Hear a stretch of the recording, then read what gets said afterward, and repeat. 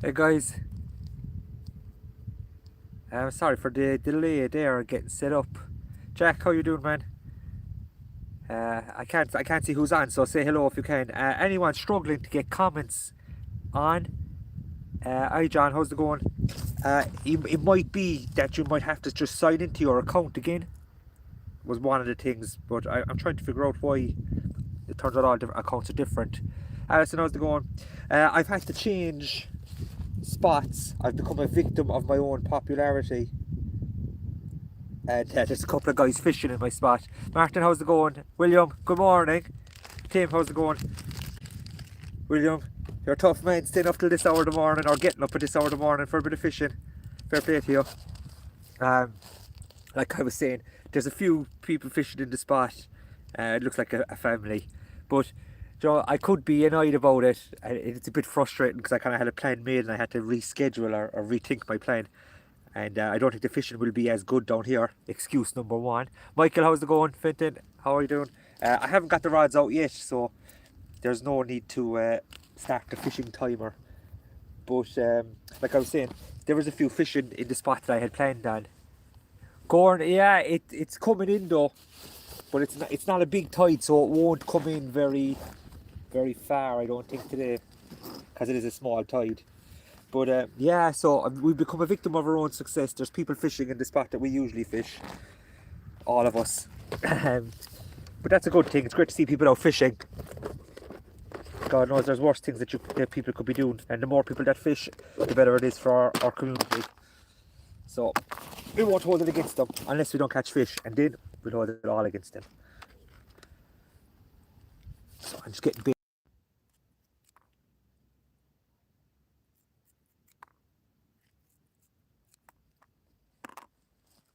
But no, to be fair, no, they have the bikes there and things like that, lads. So we can only give out a small bit. We can only give out if we don't catch any fish. So that's up to ourselves. But I'm gonna get these out as quick as I can now. Tide's coming. We should be able to fish until high water. Barry, do you know what? Like, it's the weekend, so it wouldn't be completely wrong to have an ice cold beer. You couldn't have a warm one or anything like that. But coffee's good too. I was working the night shift last night, so I'm keen for the bed, so I am. But I'm not expecting to get too many people out this morning because it is obviously a Saturday. People are probably been out doing a bit of shopping and things like that. But on the COVID regulations, Joe, how's it going? Jesus, Stinger would be class now, so it would. It's super calm here, really calm, and it doesn't look like there's anything happening at all. Like, there's no ripple on the water. It's like a lake. Brendan, I'm really hoping that I don't make a show of myself. David, how's it going? Um, but like I said, I am kind of running late. I had to kind of make a decision on the fly where to fish, so I've gone down a bit closer to Tralee, which is maybe not the greatest idea. Um, you're looking out at the Lock Gates area there now. Thanks, Alan, man, I appreciate it. So I'm gonna get out the Conflicts again, and I'm gonna keep that on the left side because that's what we've been doing for the last few sessions. As you can see, it's t-shirt weather. So I'll get this fella out and I'll get back up to you for a chat.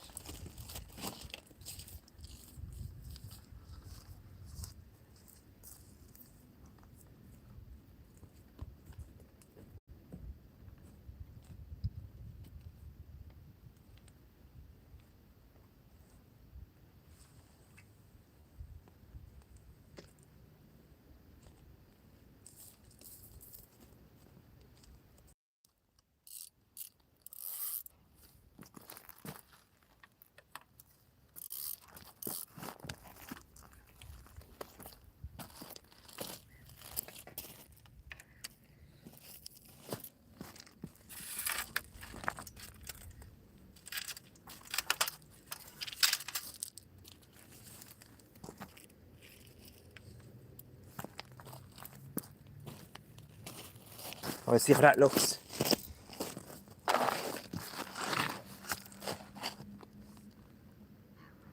Bino, how's it going? Lisa, thanks for... Brendan, yeah. The stingers do like the bit of warm weather. So, but good news, like I was saying in that COVID jazz roll that was on last night. Inish Owen, how's it going? Johnny, how's it going? Yeah, new location. There's a few guys fishing in the spot that we usually fish.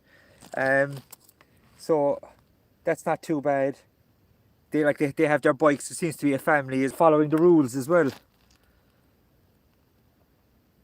So this area wouldn't be noted for being a great spot. I was going to stop at just the back of the windmill there, where the little car park is, but I'd be absolutely broke up. There was 3 people walking there, and there was another few sitting down at the bench. So there will be a good few people there. I'm not sure who that is up there, but they might have a fish.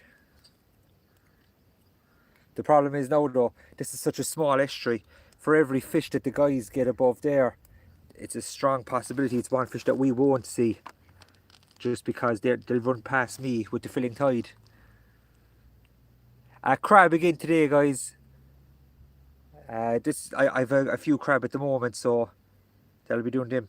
But the good news is, from Tuesday, 5 kilometers is allowed, and from what I can gather, you'll be allowed to drive the 5 kilometers to your exercise as well.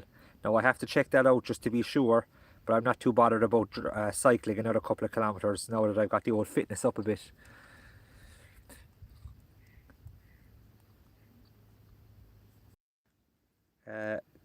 My wife's father-in-law, my father-in-law is a painter, and we were saying to him the last day that he'd get a pile of work now fixing up the mistakes that guys made trying to do their own painting, and he said not a chance, they can keep it. Lewis, how's it going? Yeah, good timing. It's good. Sometimes it's good to be a little bit late.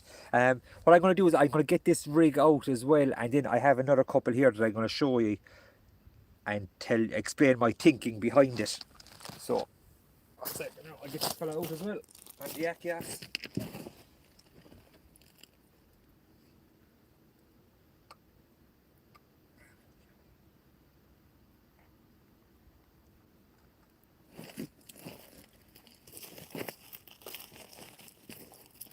That's me hitting the rod in case you think it was a bite. The good thing about the yak-yaks is you can get plenty of distance with it as well, so there's no need to go wandering around the place.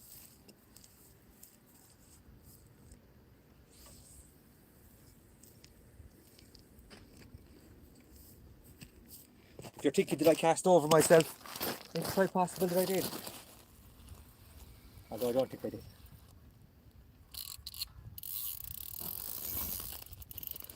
That's the kind of bite we want to hear.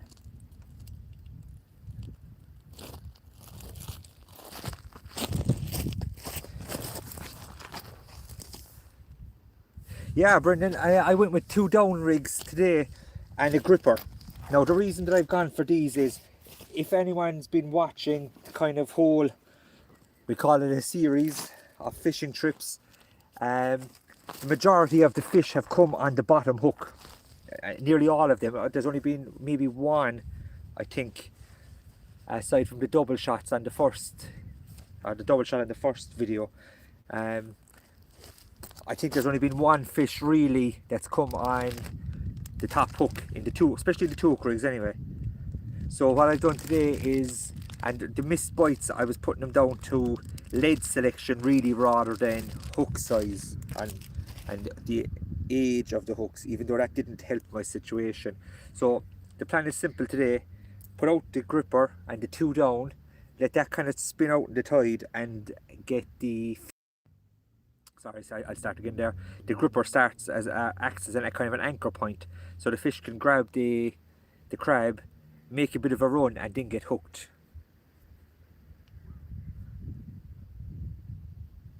It's a fixed or a grip lead today. Yeah, Dave. I'm trying to think, in the competition that we had here, there was kind of a bit of distance involved with this section. I'm about 100 yards, maybe a slight bit more back from the point. I'm just trying to think, in the last competition that we were here, I know that myself and John Sheehan were close enough together here. We had a few eels, but they were small. But it'd be nice to get one for the species hunt on camera anyway.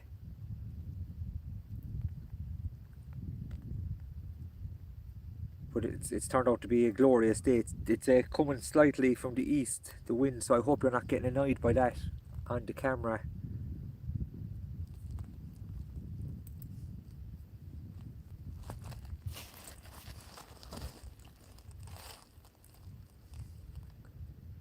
It's a fixed paternoster, sorry, Brendan. I didn't bother with the running ledger. It's actually a Portland rig, it's called. As far as I know, it's called a Portland rig anyway, so I'll do my best to explain it here now for you, if you're watching. If you can't see it, I'm going to go around in front of the camera obviously to show you, but if you can't see it, I'll go through it again. I just won't be able to see how well it focuses. The camera mount has got a crack in it from being in the bag, I think. So I'll just show you this now. So we have a size 2 Camazan down the bottom, which is a pretty strong hook considering we're fishing for relatively small fish, and a size 6. This is a Gamakatsu, and these are what I'm going to be using for the gilt heads. They are super sharp and lovely and strong too. You can see there's not much flex in them. Now the Portland aspect of it, it's only a short trace. Like, you could make this double or treble the size even, and it would be perfectly fine. So this is where it's like the URFE rigs, so I'll be able to put it up on my arm, they might be able to see it a bit better. So you have your swivel, then you have your beads and your other swivel that attaches to your main. The fish grabs the thing, off it goes, hits the beads, and that snares them in. So that's kind of the hopes anyway. I see Gordon was asking there about the spinning here. I haven't myself, but it's definitely a spot that could be worth a go. There's a few fish moving on the edges there now, a few little mullet and things. But I think the guys that are off to my left are actually going to spin, so we'll see. They can do the old the groundwork for us.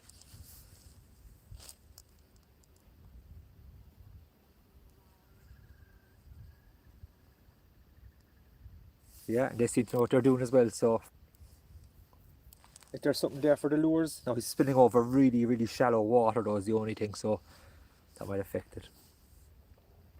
Yeah, that's the thing, it should really pull the rods around if we do get a bite. I would like there to be more water here though. It looks like you know, sometimes when you get that feeling that you're not going to get a lot of fish, this is one of those ones. It's so super calm here, coming from the east as well. And I haven't seen the lads up from me get a bite either, so these are things usually that they're bad omens. There's 3 of those. They have 3 rods out, so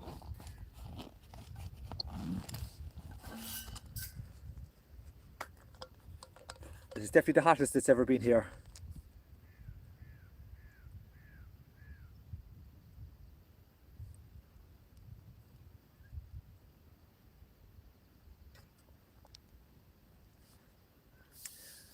Yeah, do I want to catch eels though?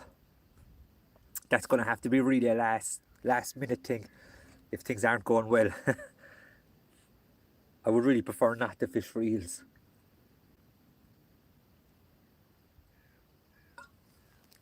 Might be able to see that there's a bit of mullet action around here, just out from the weeds.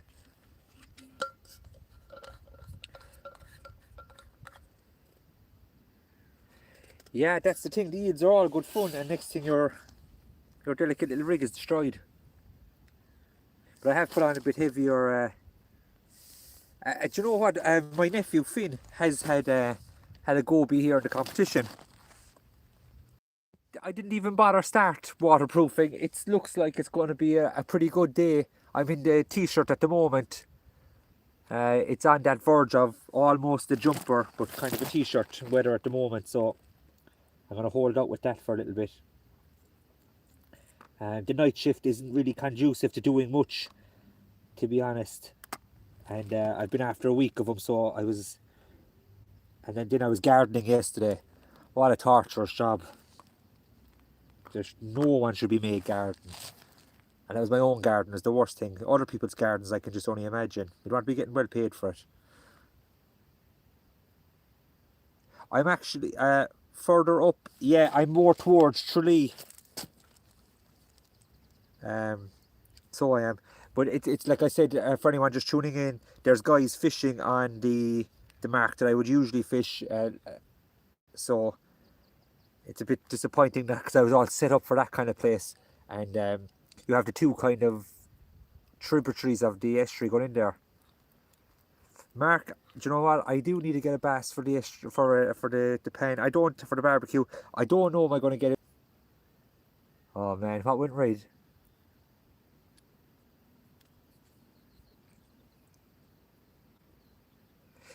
Yeah, there's a few in around the margins, but there's not like the water is pretty dirty again today. But that east wind is kind of the wind that knocks the silt out of this place. But I have to say, Tuesday we're good to go for a proper fishing. I can finally reach the spot that I was showing you on the camera out the spa area for the stingers. One guy said to me, are you worried about giving away the mark out in the spa? And the funny thing about it is the last time we fished a competition there one time, and there was about 25 fellas that were fishing there for the raise. So I don't think any marks in Tralee Bay are secret beds, to be very fair. And it all comes down to picking out the mark on the day, because I firmly believe that the rays, especially the stingers, they move around the bay. They don't just stay in the one spot. I think they move around and feed as much as they can. Yeah, I more like an east breeze, but I tell you what, it's welcome because it's just enough of a breeze to keep the midges away. Because I came through a cloud of them closer to town as I was coming out, and they are not welcome.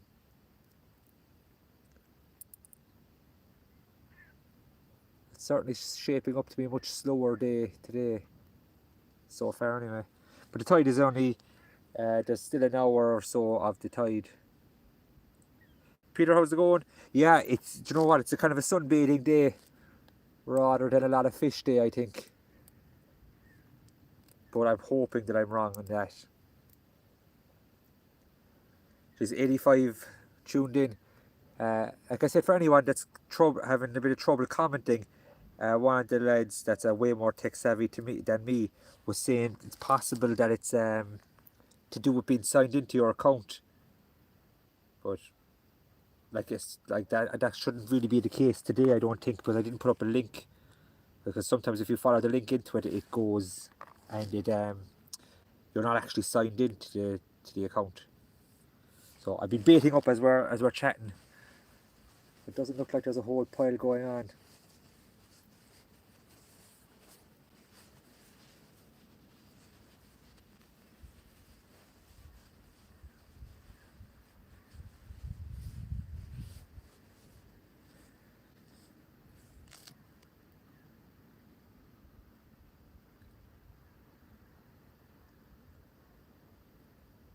Ray, good man yourself. Norman, I didn't bring the mullet gear because I was, like I said, I was on late. I was on nights until 6. Subic Shoreline, how's it going, man? That's a guy all the way out in. Is the Philippines you're coming from? Bass Banker, we don't get a whole pile of giltheads here, but I would really love to get one. There's only been a handful of them caught in Kerry, really, but there's also very few people fish. Kerry's such a big county, there's so many areas to fish. Guys kind of tend to stick to their favourite spots because they get a lot of fish out of them. So it's hard to say, come away from a good place you know you're going to get bass and take a chance on a place where you might get nothing for the day. James, how's it going? Kevin, how are you getting on? John, how's things? Yeah, well, John, if you think I'm lucky now, like I said, I'm going to swing you around there slightly till you see out to this side here. There's Ken, how's it going? Is the spa. and I'll be able to get to there from the next day. From Tuesday, they changed the kind of guidelines here. Like I said, I'm just waiting to see can I drive out there, which would make life way easier because the heavier gear for the race, obviously, and so that'd be brilliant if I could drive out there rather than having to cycle. But if I have to cycle, I definitely will be. It's not too far. It's under the 5 kilometers as well, so that's handy.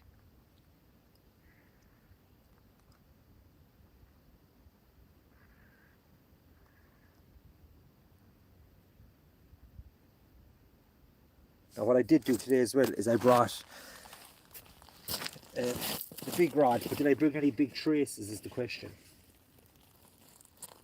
Let's see what I've got here.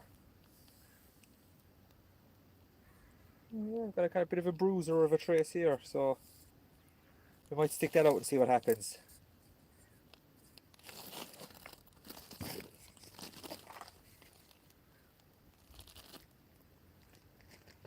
I'll let you in charge of watching the rods while I get this sorted.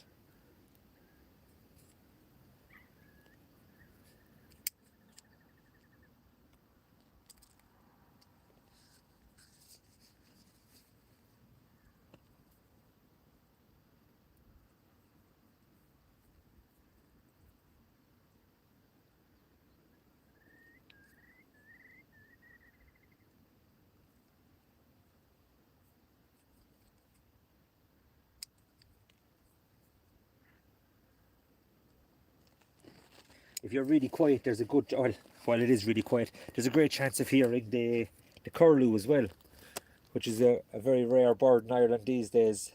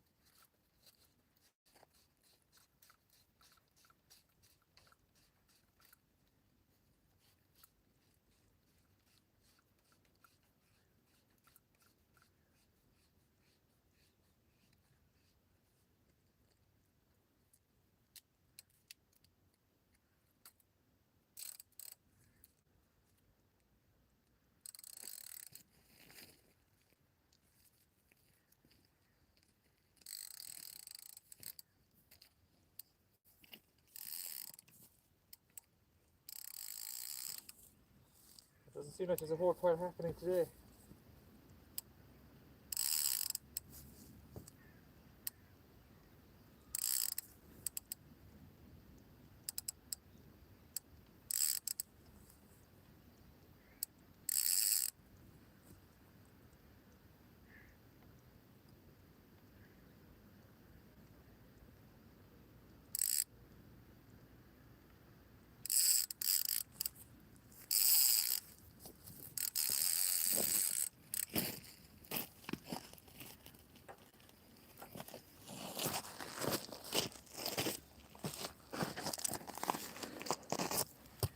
So I brought the big rod as well, but it is the multiplier, and I don't really use the multiplier. Noel, yeah, it's a new spot. Mark, I think we're able to fish for longer as well. Yeah, I haven't checked it out. We saw the Akias move there. I swear it's some mullets swimming into my line. I see one just rose there on the left. Oh yeah, maybe so. Amazing Fishing UK, how's it going? Yeah, Noel, it's the new spot. There's some guys fishing in the spot that I'd usually fish. The more guys fishing, the better, in my opinion, anyway. Darn, yeah. No look so far. I just got a little bit of a rattle on the Akias, but I suspect it could be a think it could be the fit. There's some mullet in front of my line. They could be swimming into the line. Now I'm going to show you how I bait up a full crab on a proper hook. So what I'll do first is take off this to stop it stabbing me. Again, a gripper, because hopefully this is going to take a big bass. So 4-0, put that in my pocket for a moment. A 4-0 and a full crab. So what I do with the crab is I cut it and split it down the middle, like so. And then what I do is take one side and I just thread it down through the crab, kind of lengthways to lengthen him out. Now my small crab, as you can see, he came out of his shell pretty well as well. So now my small crab is going to look like this. So get our bait binder. Anyone who doesn't have one of these, take it from me, go buy one. They are unbelievable. You will never lose your thread again, and you will not regret it. If you're like me, I used to always lose my thread, and I don't anymore. They float as well. If also like me, you drop them in the tide. So we're going to try and get as many of these legs to stand out as we can, so it produces like a more natural looking bait. And you'll be surprised how often you get extra bites using crab when you've got it produced in a more natural state. We got a lot of smooth hounds last year, not even peeling the peelers, just crushing the shells and wrapping them on. So half peel and then crush, or it's just all crush. So that's what we've got now. Hope you can see that. See the juice dripping off it anyway at the very least. And the next thing I'm going to do is probably bird's nest that, because it's brand new line. But I want to get it. Barbecue bait is exactly what I'm thinking. It wasn't the softy, Brendan, but it was practically. He was ready for. He was knocking his shell off already. It was just a case of helping him out of it, really. A bit of tope fishing off the shore as soon as I get to 10 kilometers. So I got that's new line though, so I'm just going to loosen it out as well. And what better way to loosen it out than by bird's nesting on live TV.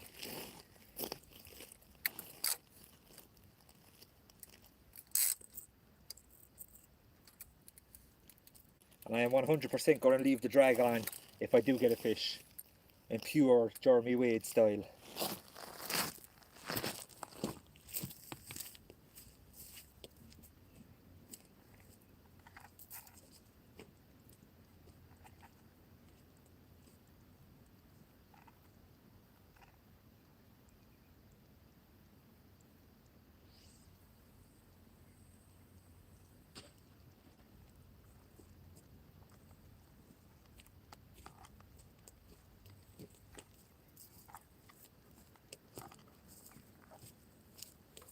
It's not unusual for me to have multipliers on upside down or anything, so keep an eye out for a couple of those mistakes. It's absolutely roasting now. I wish I brought the sunglasses.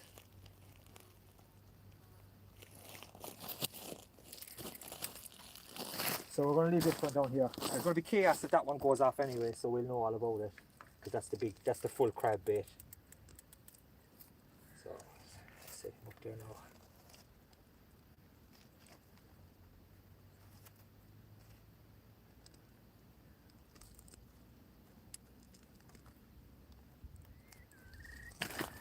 We'll put the ratchet on him as well.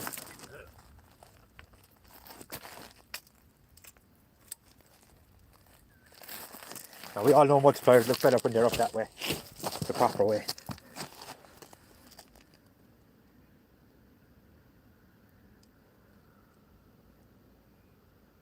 Was I off camera? Yeah, I definitely did, because I did get an overrun on it. No, I think the Achios is asking to be brought in. Don't know if there's a fish on it. Even though I said I wasn't going to move the camera around, I am today because we're in a different spot. So it's going to move you a bit closer. I think there was a rattle on it, but I don't know, was it a line bite from all the mullet in front of me. We'll get you down to. As you can see, this is what the ground is around here. Kind of just broken stone and stuff. There's a bit of weed out in front of me. Up the front row is right. Yeah, definitely the blushes there was a serious chance of messing that up. As you can see, my camera is wobbling all over the place. The mount on the top is after cracking, which is beyond frustrating. Right, we'll chance the yes, like I'm not hoping for a whole pile.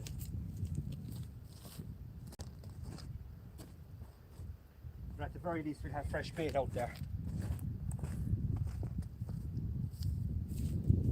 Now to speed up time, we'll get our spare trace ready and keep it down in front of us.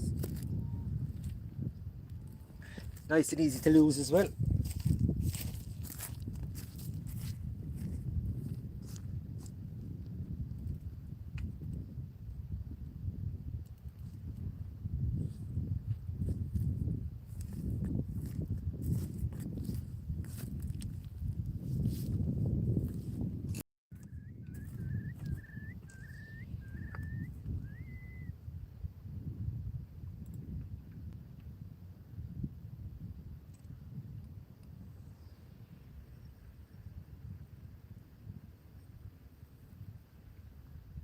Doesn't feel like anything.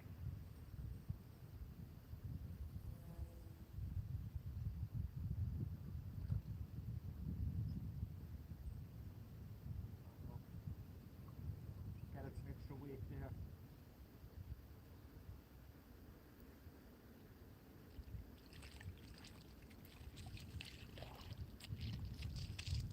Take it back. The flounder saves the day.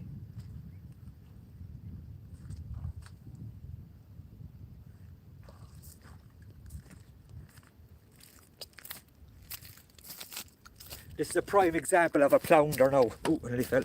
A flounder that comes out looking like a plaice. Can you see how orange the spots are?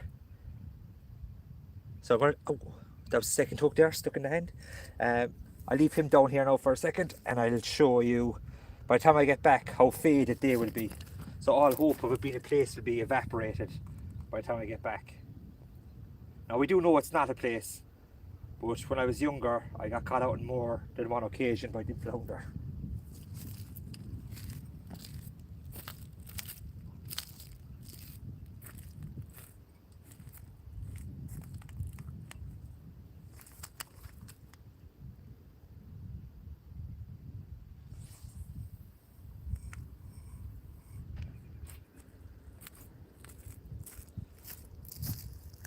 Now the panic is over, there's been a fish. Although for the 3 rods there would want to be at this point, wouldn't there?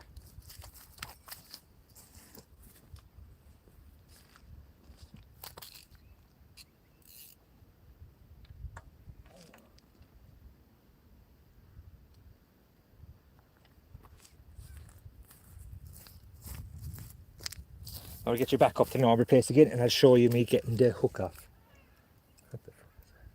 I don't know what that was. This went down very well the last day with people. The old demonstration of the flounder unhooking. So we'll go for that again. I'll get you back on the fish. There's 108 people back again to watch. It's great, great feeling. We get a lot of messages off people as well that are happy with the fishing and saying it's helping them out. So that's great to hear too. And any excuse to get a bit of fishing in is a welcome excuse. I think we can all agree.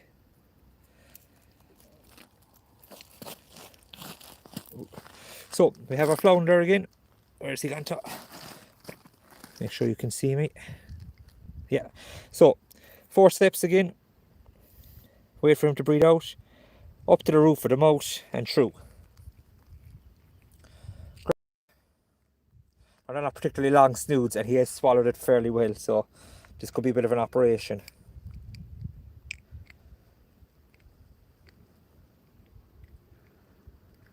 So he's swallowed it down the bottom side, so we're going to go in from the bottom and have a look. Now you take real good care not to touch the gill plates unnecessarily, and it really stands to it. Now I'm gonna have to put this guy down, guys. Sorry, it's a bit more complicated. He swallowed it way down.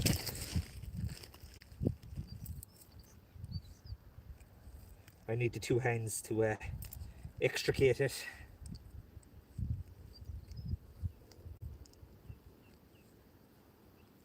With these short snoods as well, it doesn't give you a whole pile to deal with, especially when you've got flies trying to eat your forehead.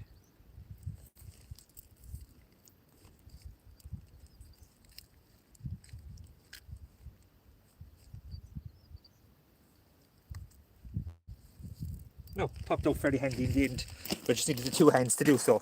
So a small flounder, 28, and as you can see, the spots have faded already. Hope you can see it. So that's a good start. We get him back.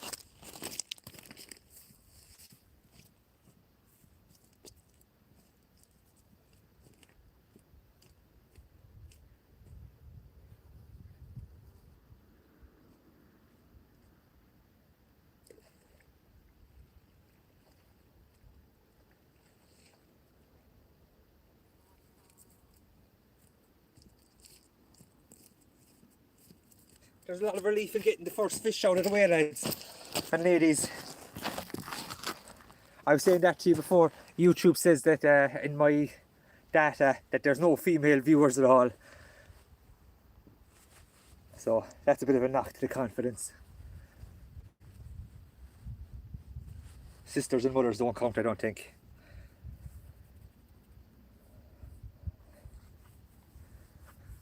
Right, so that's the 2 down rig working. We're going to get it baited up again and get the Coniflex changed, because there must not be much left on that now at this stage, bait wise. It's the one on the right we really want to go. All the lines. There's a nice little bank just off to my right that I can stand on and get the fish back, because I don't want to release him back into the weeds just in case he doesn't go back through the weeds, if you know what I mean, and keep him there trapped for a few hours. Which, to be fair, that's where all the crabs are, so he'd probably be happy enough to be eating crabs for a few hours, but we'll try to be conscientious. I don't know, did you just see there's a curlew just flew out under the...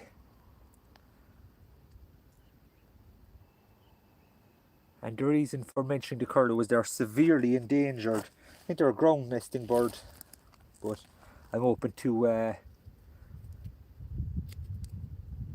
being corrected on that one. Stabbed myself with a hook there just briefly. You were wondering what that silence was about. There's a whimbrel as well as another bird, which is very like the curlew. I'm just trying to decide what size baits to put out. So I was, for years, I was mixing the two of them up, thinking I was seeing thousands of them. Gavin, how's it going? I must see that comment about the high heels there anyway.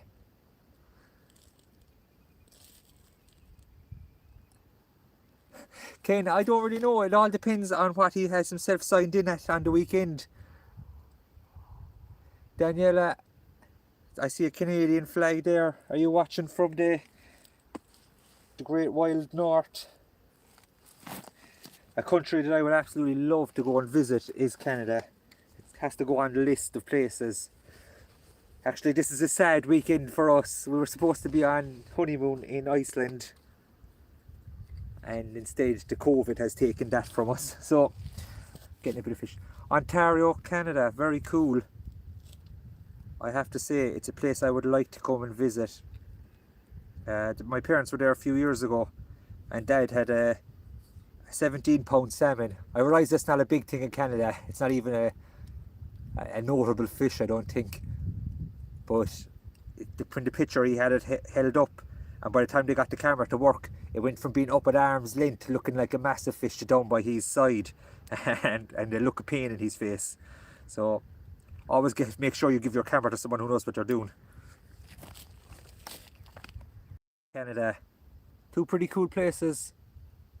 Scotland, another place, even though it's so close, I have never been to. There's a lot of you will have seen the amazing skate fishing that they have in Scotland in the last couple of years. Has really come to prominence up in the locks, deep water locks, but I don't know, it seems like an awful amount of pain. I know John that tunes in from time to time. Yanis, how's it going? I know John that tunes in from time to time has had a couple of monster skate there. I think it was last year they had them up in Scotland. So I think at this stage everyone is making these grand plans of where they're going to go and what they're going to do as soon as this is all over. But the only good thing about it is it's put things into perspective for us, how lucky we were all along to be able to go fishing when we wanted to. And a lot of us, I know a lot of guys, I've got messages of guys that said, you know what, I never bothered fishing usually. And now they're mad to get back out. Well, Daniela, I'm glad you did stumble on. It's great to have, so that's Ireland, England, I think Wales, and Canada. I was talking to one guy, he's based in Cork, Tim, and he was saying that the minute he can get to Tralee, he's leaving at 12:15 and he'll be here. But I said there's going to be some queue for the slipway in Tralee.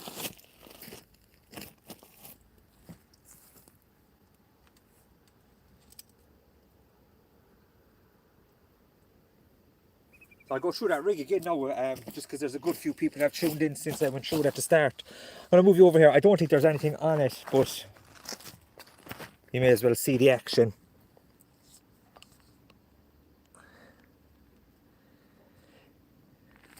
Oh Yanis, man, for a guy that travels all over the country fishing the competitions, that's a sickener. Yeah, then, do you know what we'll do? We'll give you a look at the... Seeing as you are all the way from Canada, it'll be rude not to show you.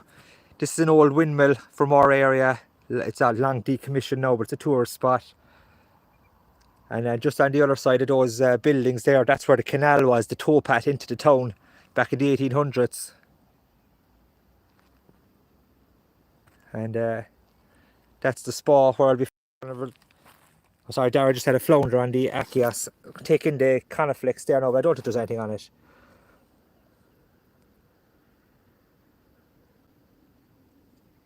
James, man, I could walk to the spa with my gear. So I could, it's that close. So as soon as we can, the first thing we're going to do is have a bit of grub with some friends on Tuesday, and then on Wednesday we're going to the spa. So anyone who's around on Wednesday, it could be an early stream. Yeah, there's nothing on this guy.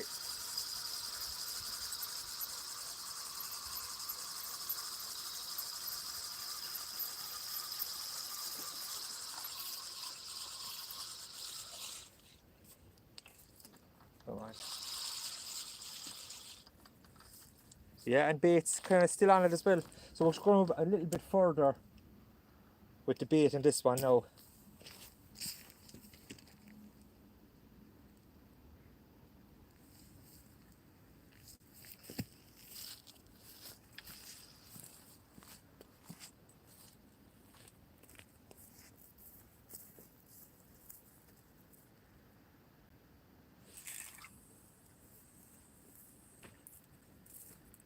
Johnny, how's it going? Oh, you're fine.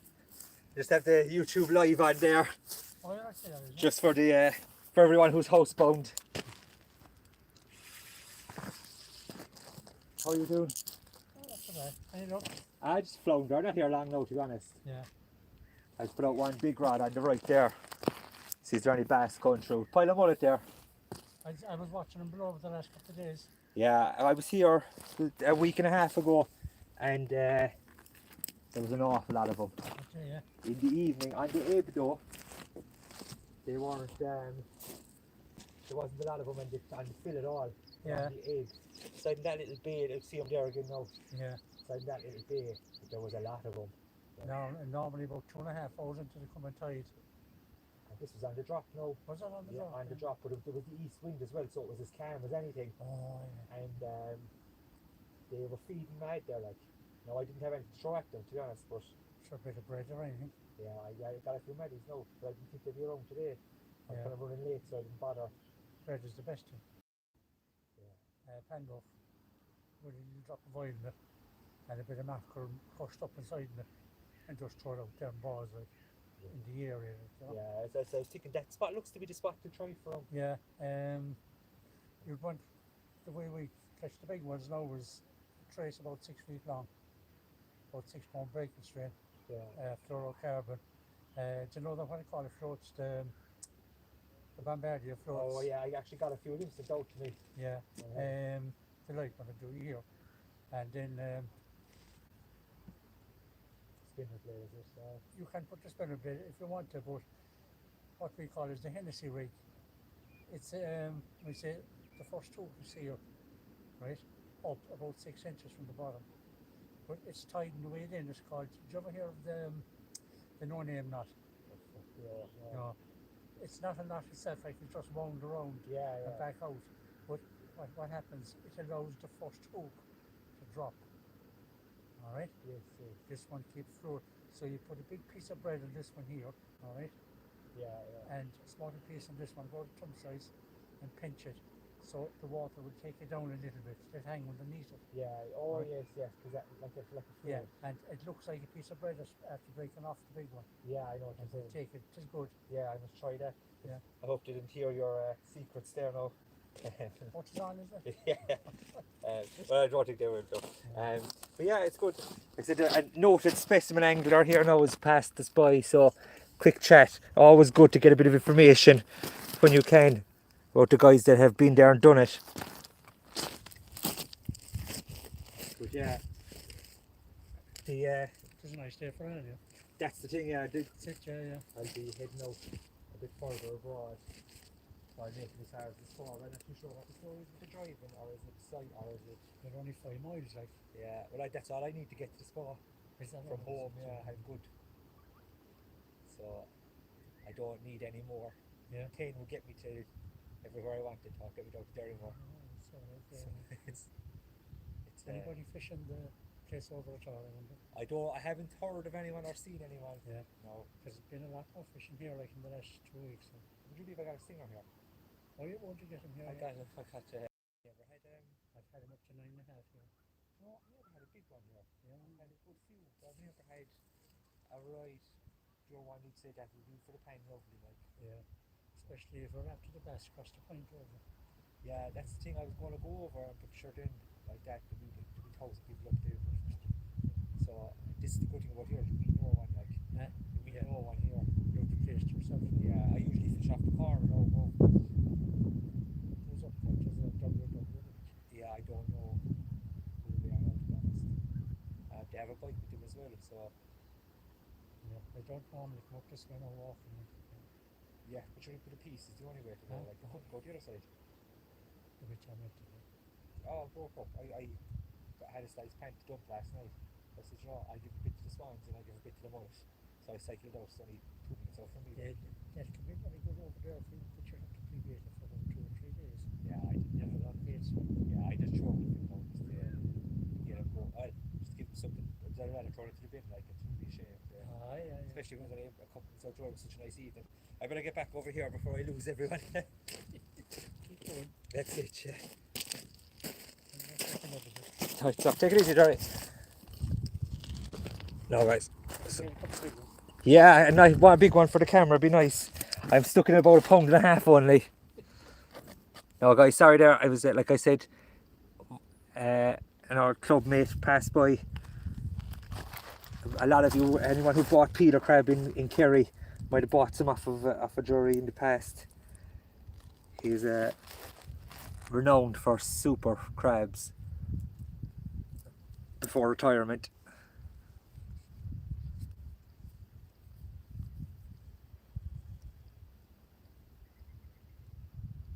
There's 105 visitors today again.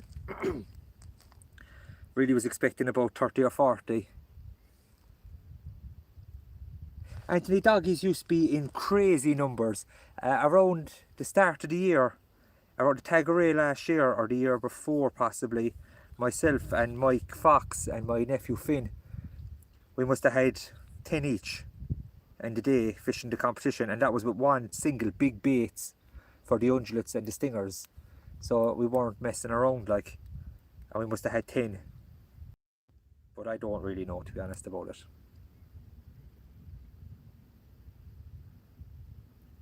Jimmy, how's it going? I'm not in the usual spot. I'm down a bit further. There's a few fish in the other area, but like I was saying, that's okay too. Daniela, that's good to hear. I hope to see you back for more. Wednesday again now, we'll be out. Unless there's a permission slip signed in the meantime, mind you. Then we'll be out again. One flounder just, but it's kind of the first bit of it. Just one flounder. Well, it's an absolutely cracking day. But like I said, we're not in the area that we usually fish, which is better because it's closer to the channels and things. And there's more of a turn in the channel, so there's more to aim for. 8 AM, not too bad. I think William in California is up a lot earlier. He wins the crown for the most dedicated, I think, today. I think it might be about 4:30 in the morning there. Oh, that was the proper rod. Did you hear that?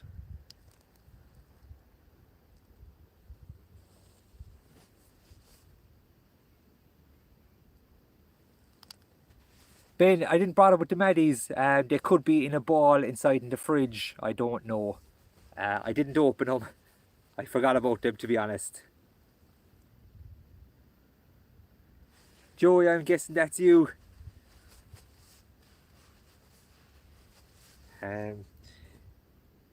Yeah, it's a really, do you know what it's a day for? It's a day for the rays. It's not a day to be up the estuary fishing for flounders and stuff. So it's not. But I would like to know what made that rod in the right give that click there. That was the ratchet going on the multiplier. It's got a 5-ounce gripper as well there, so anything that moves that is worth talking to.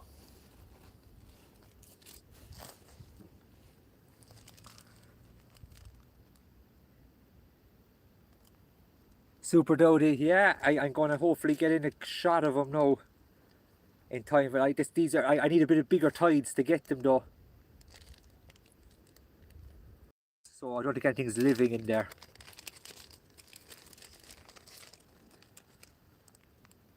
But that's it, like I said, that's a real big hook on that one, so I think it's a 4-0 Camazan. But if the rat swims up here, that's it. I'm packing it in. COVID-19, no COVID-19, I'm out of here. I'm coming back with the Legion of Cats.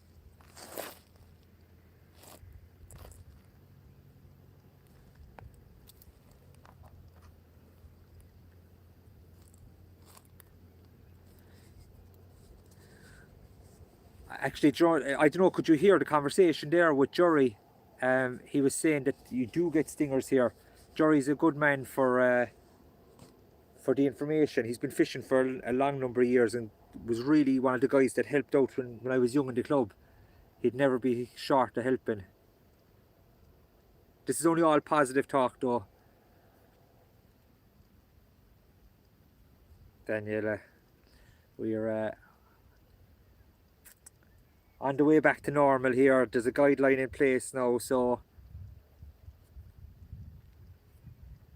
hopefully this is coming to an end. But what's not coming to the end is the fishing. So, oh yeah, I meant to say to everyone, I managed to get the confirmation of the monetization for the YouTube channel. So I think I should be looking at about €4 a month.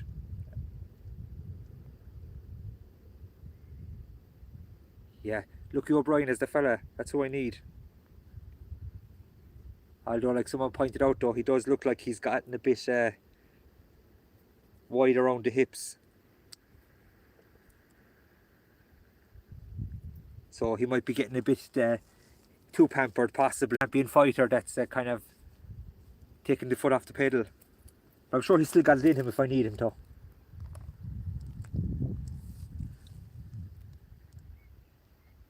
They're definitely the best fed cats going anyway. There was some steak in the fridge that looked a little bit off. And I was kind of thinking maybe it wasn't. So we put it out for the cats and it lasted about 10 minutes.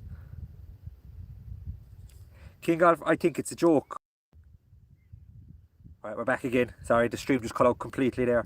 But yeah, like there's more people in London than there is in the whole of Ireland. Like, and yet we're following the same, or you're following the same rules, which brings its own debate down this side of the world. There was never a better time to join us. Bit of propaganda there for you.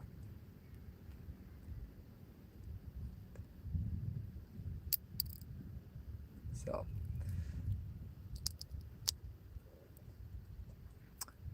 I would like to see that rod go again.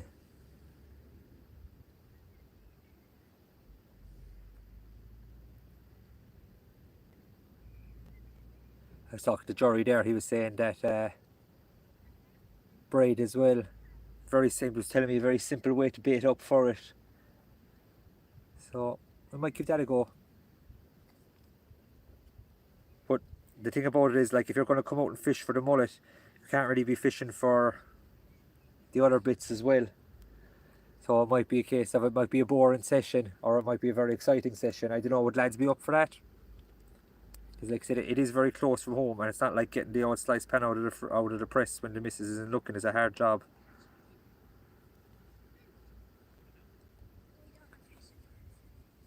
So the best part about this place is only the second people walking now.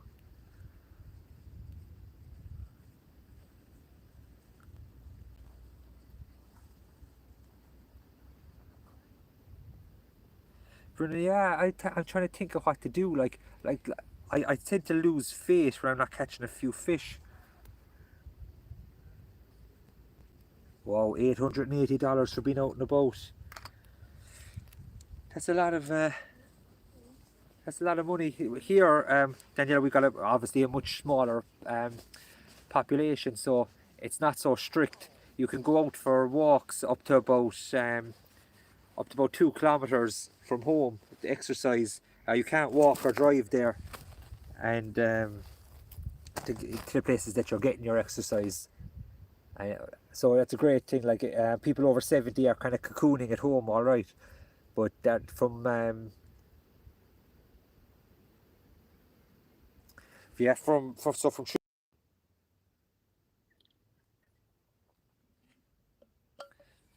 I think it's all tick lips, Brendan, from what I've been gathering.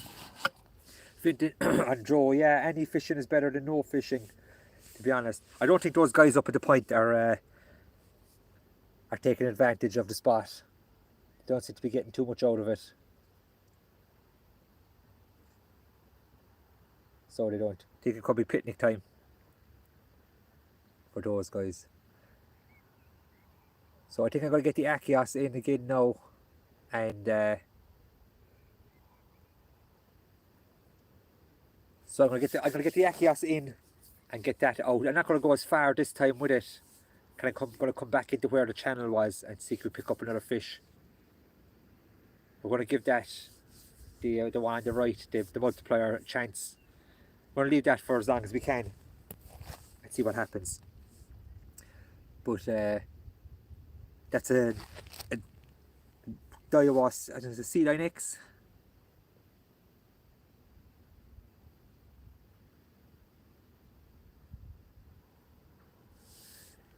Yeah, so that's a good tactic, Brendan. I think I'll give that a go. What I've been struggling with is trying to get everything done and then not really having anything done, if you know what I mean. So grand plans and then work gets in the way or life gets in the way and don't get a chance to get them done then. Like I said, I don't think there's anything on this, but we'll bring it in anyway. If there is, we'll move you forward. But it doesn't feel like it. Crab juice, the stickiest of all. Oh yeah, that's not good. Put that back on there. It's finally died on me.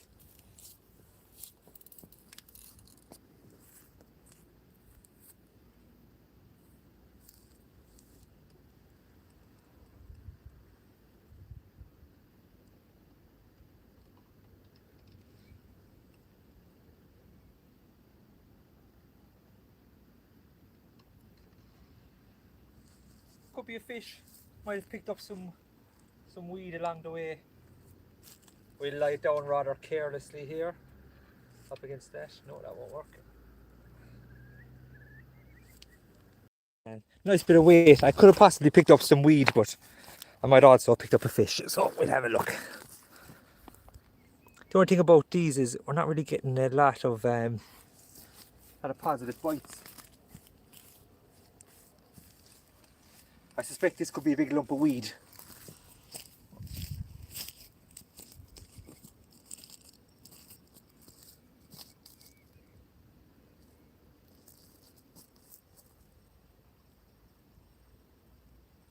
Or nothing at all.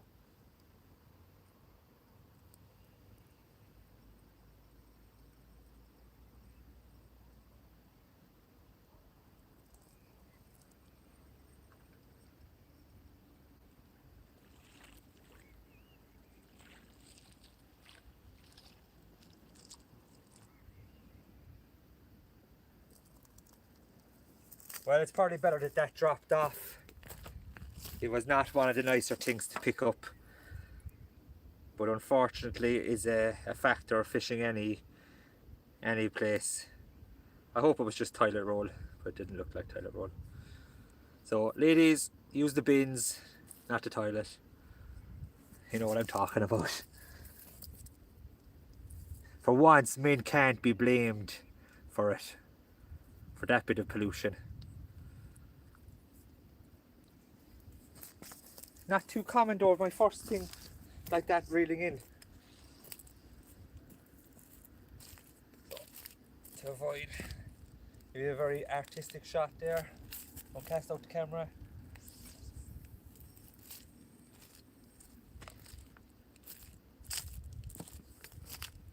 I get the rods back. I go back feeding, guys.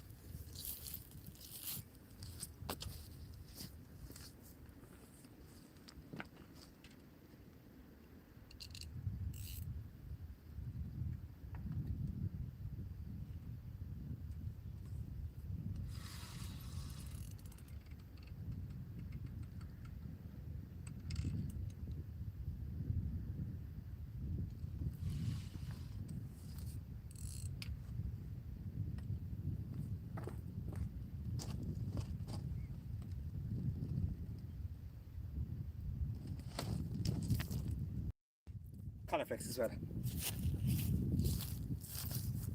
Should be more of a coming in more from the left.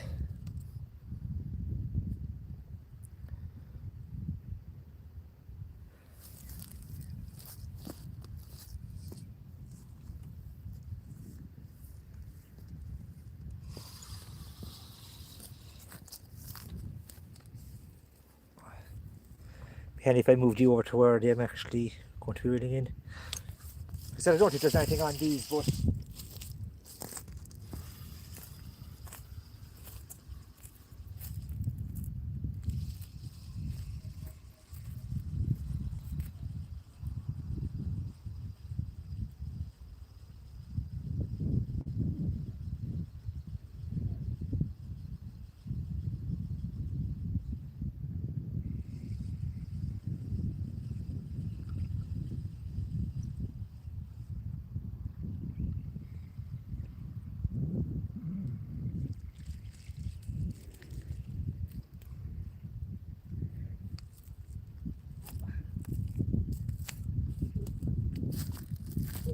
another little flounder, guys. So one for each rod. Both rather tellingly taken on the Gamakatsu hook. I'll put what one it is in the description. I've been a bit cheeky. I wasn't supposed to be using them. I'm supposed to keep those for a gilt head trip. So I am, but I try not to give away the ghost. But great plans, they're not going to come to fruition now at the moment, so I may as well tell you.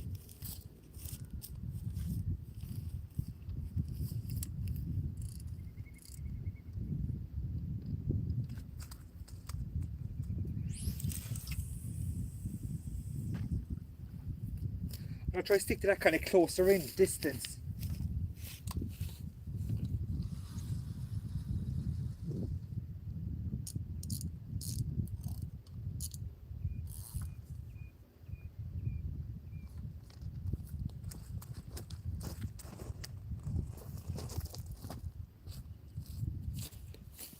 I wonder because the fish aren't as big as we were getting is that affecting the bites? Well, obviously it's affecting. I really would have liked to try out these traces up where we were getting all the fish. Sorry there, I know you're looking into my ear just. I have to get a new mount for my camera, like I was saying. I managed to break that so I can't swivel it up and down as easily as I was to show you the unhooking.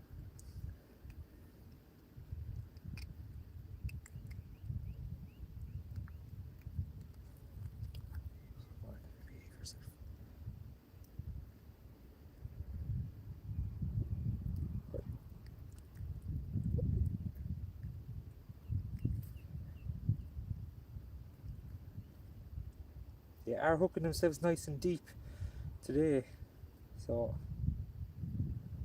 tells me they might be a bit hungry.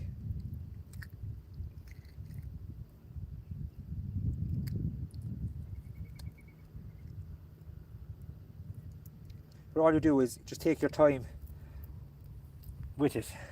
So there he is, about 25 centimeters. Oh, almost fell. We'll do an old release video and just pray that the camera doesn't fall off the tripod because then there'll be tears. Just the kind of ground we're dealing with. Oh, fell over. And you can see it's clear enough today, but it was filthy the day of the stingers. So, but if a stinger happened to be sitting on that other one, we wouldn't complain too much. Just hold them for a second.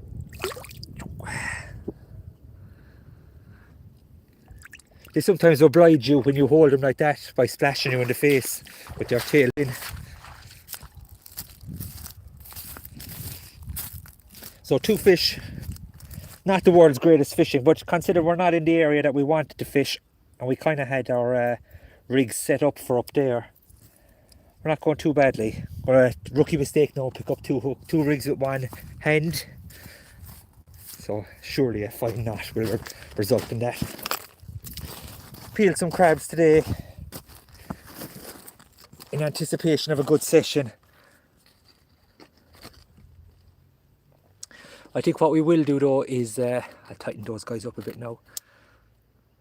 Tighten them up and I will bring in that big one and see what's going on.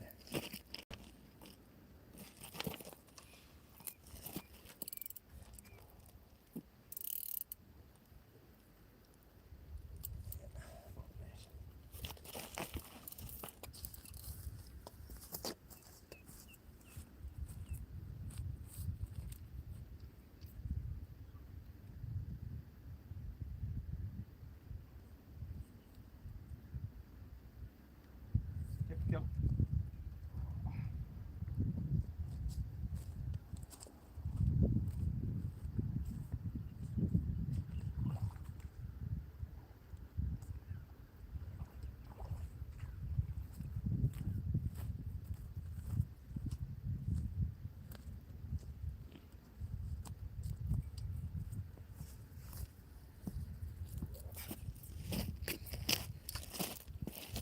Now, get that one back in its perch. I just had it was inside the weeds there, guys, so I took it out of there because you were only asking for trouble really with it. If you were to leave it in the weeds and next thing a decent fish comes along.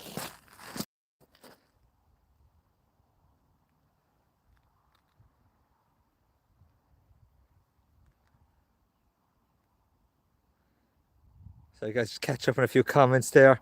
Jason, how's it going?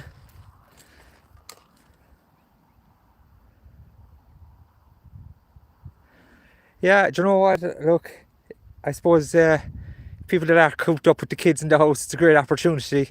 Now, obviously the toddlers are a bit more hard work, but like I was saying to my nephew Finn, these are the times you can teach the young fellas how to do a bit of welding or put stuff together. I'm DIY, I don't know how to put it, the nice way to say it, but I'm shockingly bad at DIY, so it's something I wish I spent a bit more time doing when I was younger. James, there is a great chance of stingers still, but they're generally smaller than usual. The May, June is kind of when you're looking at the big ones, and then they're less and less frequent. But then again, guys don't really do a whole pile of fishing for them later on in the year. A lot of guys have got their big one and they've moved on to try for the undulates or maybe a charter trip for the taupe and stuff. So like there's rays in the bay all year round. I've seen them in December and I've seen them in January the 2nd. So there's definitely rays here. But it's just to get out for them.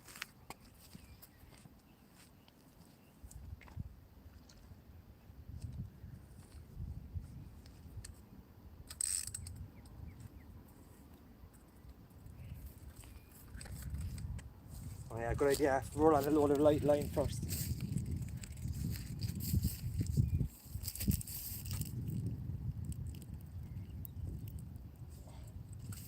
I don't think there's anything to be worrying about on this. Especially not the stinger that we were hoping for.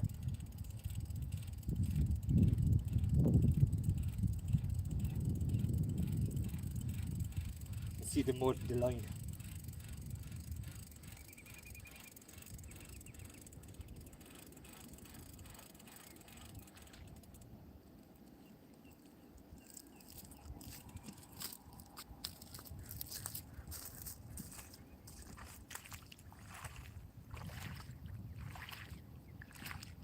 Already know, but you got to be really careful when you are pulling out the lid like that. Last thing you want is a belt to one into the heat.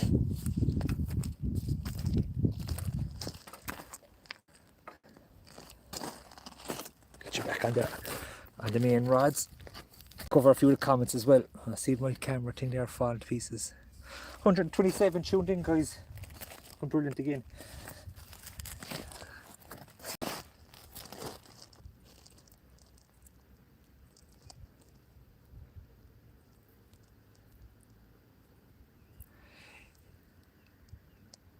Lewis, over high tide, you're not looking at a whole pile. Maybe 6 foot, 7 foot in places, depending on the height of the tide. When the spring tides come through here, we get some massive. It would be much deeper, maybe up about 10 or 12 maybe. But I wouldn't be massively familiar with the depths here, as opposed to some other parts of the bay where you'd be kind of more used to fishing in the bigger tides and things. Alison, yeah, definitely very slow. There's 2 fish only, but like I said, we're not in the place where we'd like to be. Like, I don't think anybody would stop here to fish here deliberately. I would have, like, had I known those guys were there, I would have probably gone back to fish at the wall. But like, you're just going to get plagued by people there. Like, Daniela, yeah, I learned long ago that if you're going fishing, put on your wellies or put on your waders, because the day you don't bother with them, because it's a nice day, you will have to go in the water. I learned that long ago. Yeah, it's lovely and bright. Like, I'm here in the t-shirt, and it's not even a question of maybe a jumper. It's 100% t-shirt weather, like. So I'm gonna lob this big brute.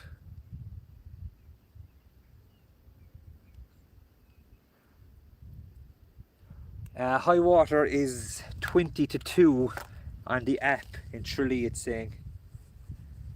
So I can't see what time it is now because I have the phone in use. No, hold on, I have my watch with me. So about 25 minutes to high water. But it's a very slack tide at the moment. They're neap tides, only half moon at the moment for any of you astrological types. So you need the full moon to pick up the size of the tides. A more tide run generally means more fish feeding, especially in this area anyway. I'll get this one out again. Put a lob into the channel.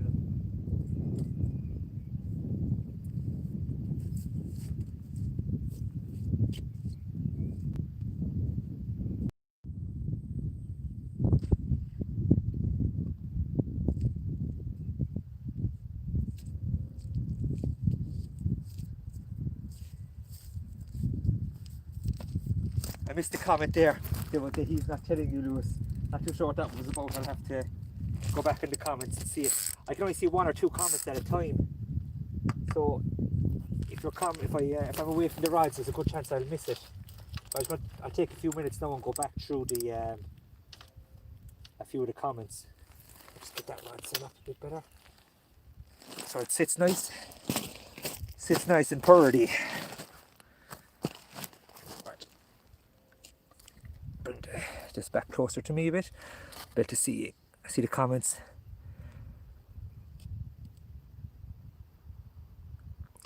Joe, you were down there with Ian or Shay, wasn't it?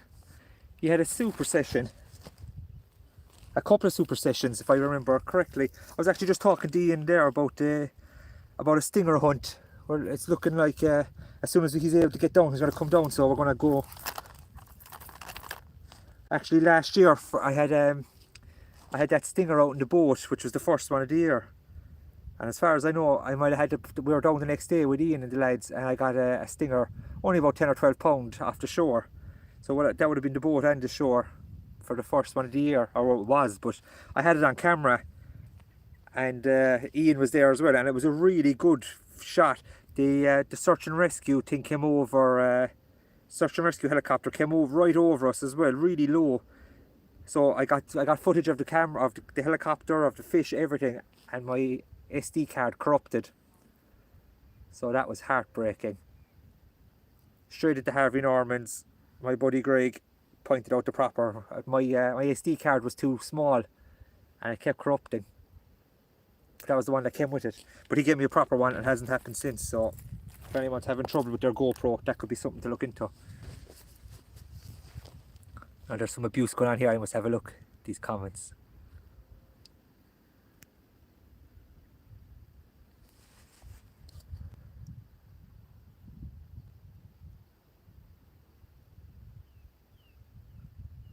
Cool, Giannis.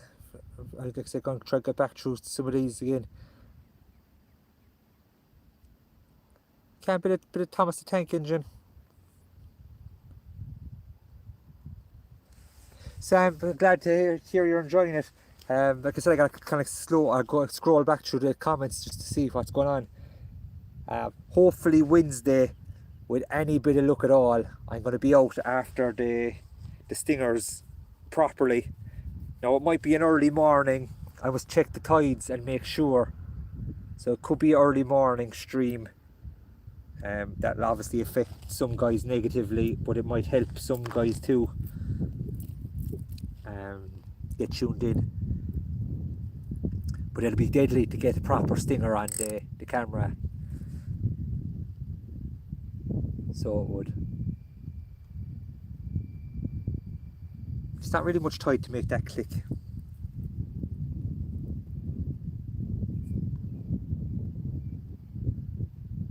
Yeah, James, no bother, man. Like there should be undulates and things there, and the painted rays and stuff should be there nearly all year. The tornbacks as well. I know that's not what you're really interested in. Gavin, man, it's a better job. Out on the bike, bit of fishing, good for the soul. Hopefully a few big fish.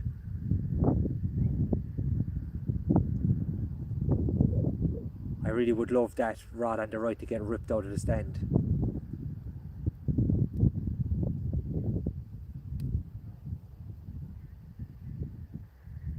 But with the 4-0 hook, it's going to take some a bit.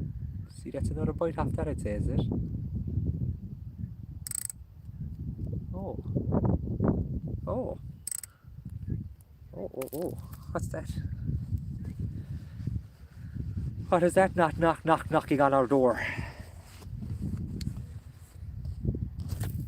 Made a mess of that. Bit of Edgar Allan Poe there.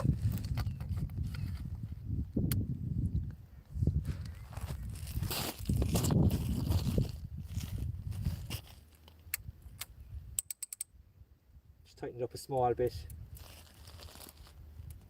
See what's going on. Would like a big slack line now or something on that one.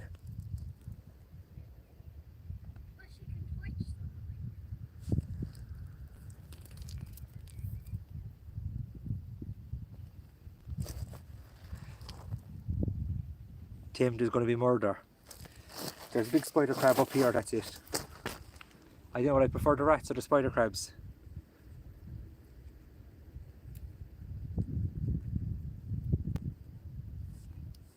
doesn't seem to be moving the...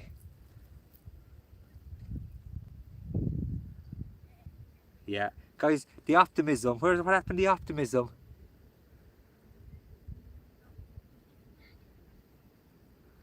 Daniela, I got a new barbecue.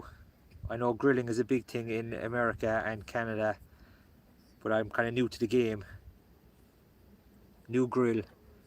I am dying to grill a bass. I got one that was sizable last week, but I decided to put it back in an effort to appease the fish gods.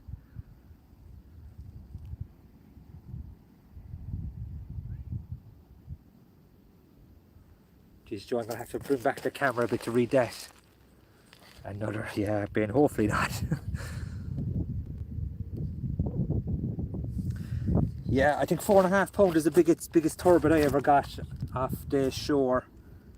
And it was in a competition as well, so that's always a welcome thing.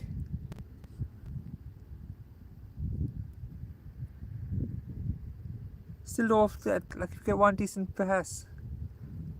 I don't think it's a stinger, it's just that bit too clear for me for them today. Like, I have it in my head that it'd need to be really dirty for them to get up here.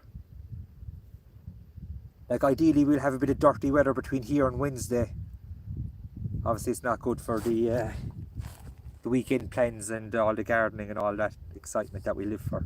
But if we had a bit of a blow between here and Wednesday, then like I won't say to jinx it, but you'd almost be guaranteed a rail, like, if you stuck it out for long enough. Now it might be a boring stream, and like if we can fish to 3 hours like they're saying,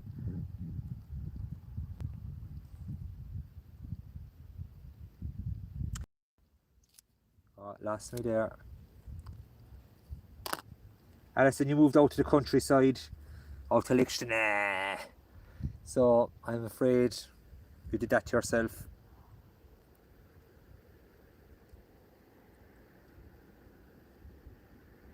Yeah, my mate Troy often sends me pictures of steaks barbecuing in the winter or grilling in the winter outside with his umbrella up, and I have to say they always look unbelievable.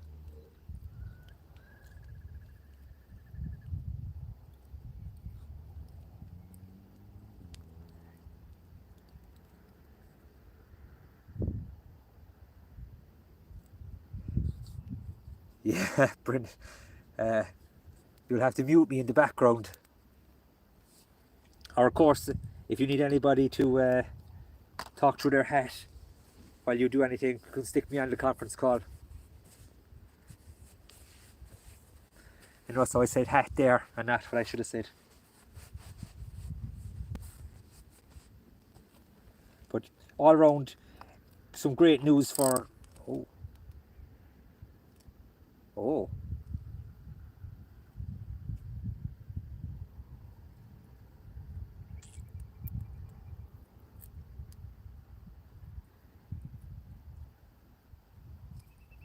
And that's been clicking away. I don't use big baits an awful lot, so big bait anglers, what do? Will I leave it out?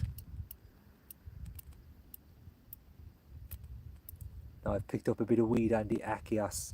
So do I leave out the big one, or do I have a look and see what's going on? What do you think? Paul, bait is a simple one to answer on that. It's just peeler crab is all I'm using today. The setup on the right hand side rod is a Daiwa Sea Line X multiplier. It's got heavy line on it because that's going to be my toping rod, or reel, sorry. It's a Gray's PZ Match rod, which is an old match rod that I got, one of my first rods. I wouldn't sell it for any money.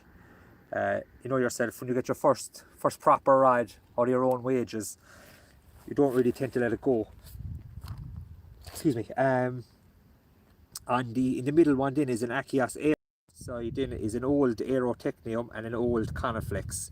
So that's kind of the retro feeling one of the gang. But this is old gear because I have to bring the bike, so I can't bring the good gear or the good rods, because if I do, I'll brain myself. I know if I put on an expensive rod onto the bike, I'm going to get knocked down or I'm going to fall off it. So I just can't do that.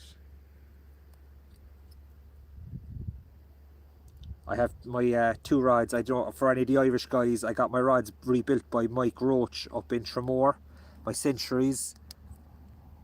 I didn't see who was quoting William Wallace there, but what I'll do is maybe try and knock the... Now, anyone remember how long the Coniflex has been out and how long the Achias have been out? I know the Achias has a bit of weed on the main line, so I might deal with that. Oh, my fingers.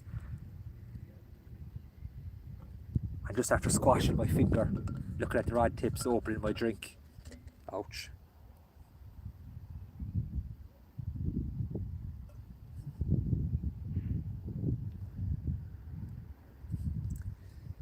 It does look like a very slack day all around, though I don't see the guys up at the point doing a whole pile of running around either.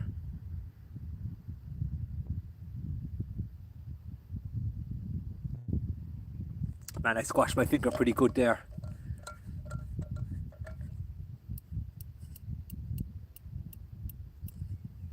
Yeah, that's the Achias has picked up a bit of weed, so what I'm going to do is... Yeah, that's it. Look, I don't think it's a bass, otherwise it would have gone nuts by now. And because it's a 1 hook paternoster as well, so it doesn't have anything to be pulling around the place. If it was there, we'd know about it, a proper fish. So hopefully it's a big flounder, but it'll have to be a real big one to get that into his mouth. Or a nice stinger will do us a bit of fun. So I'm going to take in the Achias because that's got weed on the line, and I'll swap the Coniflex over as well. Let's look, we're going into last cast territory now here.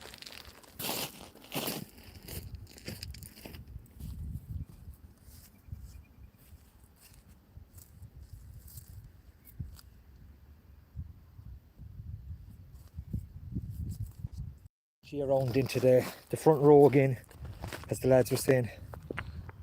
Guys are just reeling up the top again here.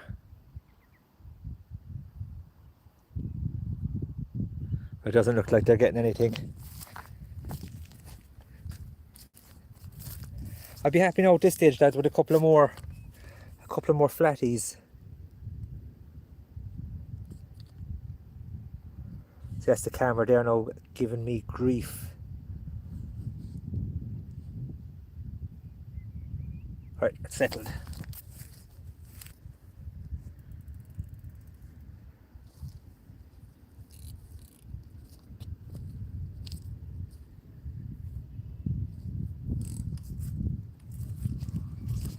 Another little click there. I think it could be a flounder, but if it's a flounder, it's going to be a really good one.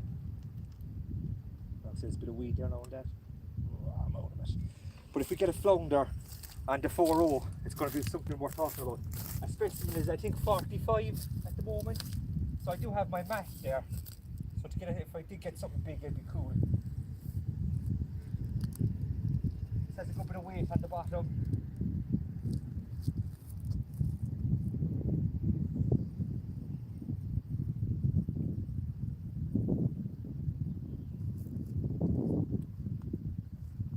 Sure you can see me.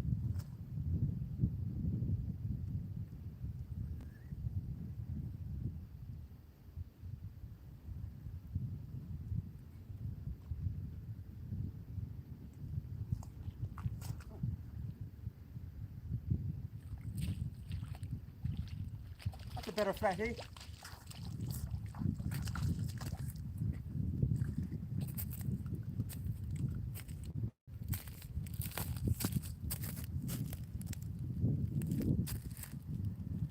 Certainly sails over the 30 centimetre mark.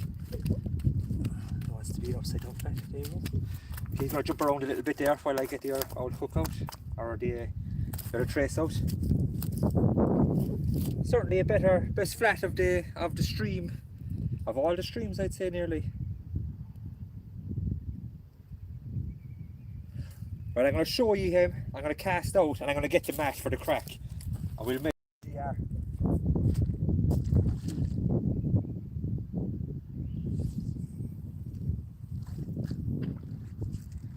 You hear that now? It sounds a bit deeper even.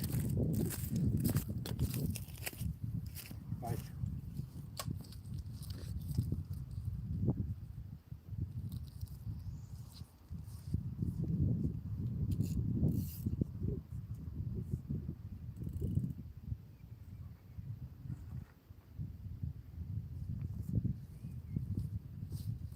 Now, a lot of you guys fancy yourselves as anglers, match anglers and things.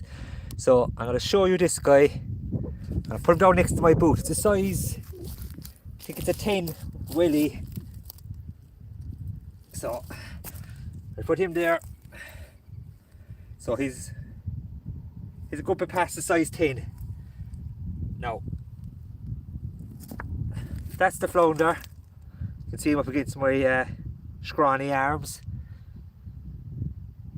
So I'm going to get the degorger and the mat and we'll measure him. So start thinking about what the size is.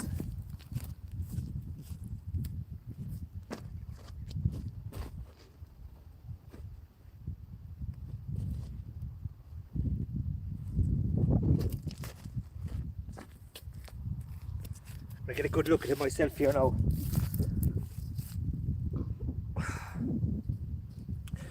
Right, how are we getting on, guys? Who's guessing what? John Price, I think that's a good call. Ben Butler, I think you're a bit big. Simone Villari. Ciao Bella Catura.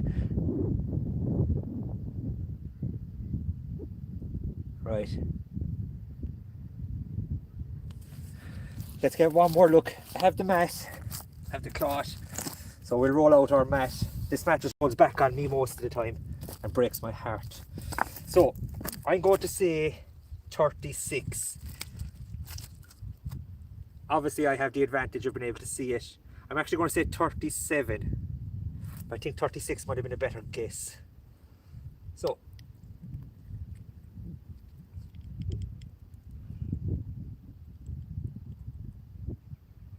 if the bigger ones didn't want to open their mouths for the dentistry. Come on. Open sesame, old stock. There you go. The good thing about this is he's hooked nice and easy, so it'll be easy to get it back out again. Oh, I know that's not right. So up by the top is the right way to do it, if you can.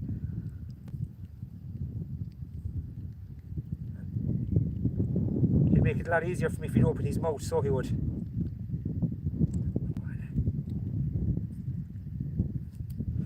Right, this is it. Let's go back and see who did what. Paul Bromley, I wish. 36 or 37. I can't decide. I'm going to stick with 37, even though I think I could be a slight bit big. Or we could all be way off.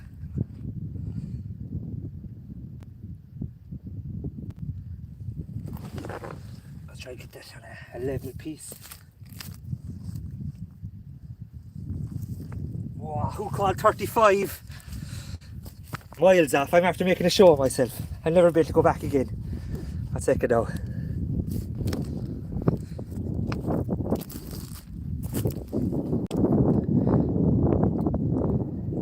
$35, Daniela, the Canadian, well, the Scottish Canadian is after doing the business. I get him back now, guys, straight away. I don't know what, I'll show you him going back. He should go back fairly strong, and there's a strong possibility I get a splash in the face as well, which is always good viewing. 35, if it was a match, you could have pushed it for 36.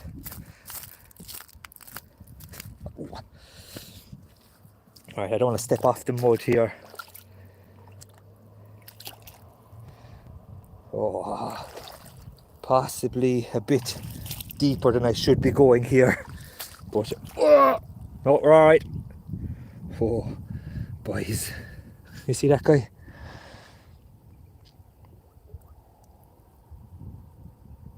If you usually just hold on to him for a second or two. On the plus side, if this guy doesn't go back, even though there's no really reason that he shouldn't, my neighbour is a big fan of flounder, so he'll take them for dinner. What I will do though is I put him back in a place that I might be able to get him back again if he doesn't survive. So we'll put him back in the shallows here. Give him a chance.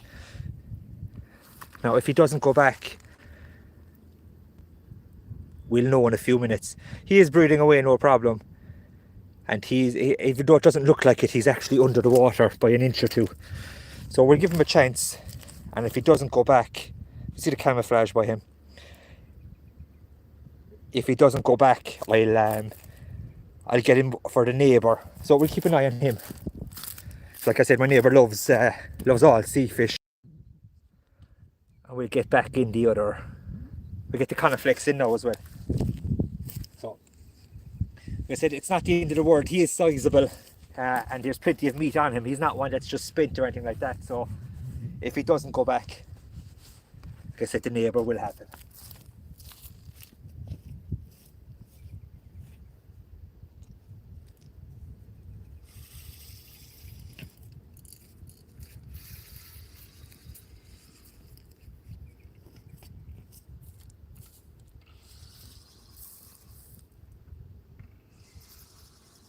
No surprise fish on this one.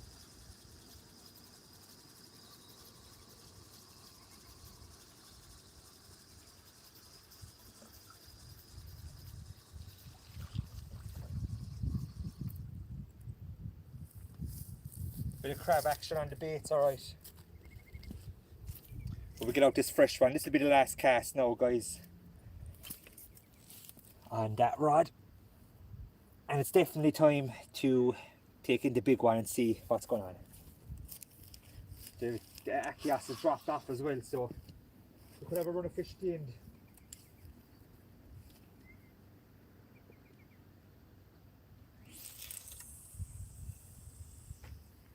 Which added a small bit of distance to that fella, get it out further to the channel.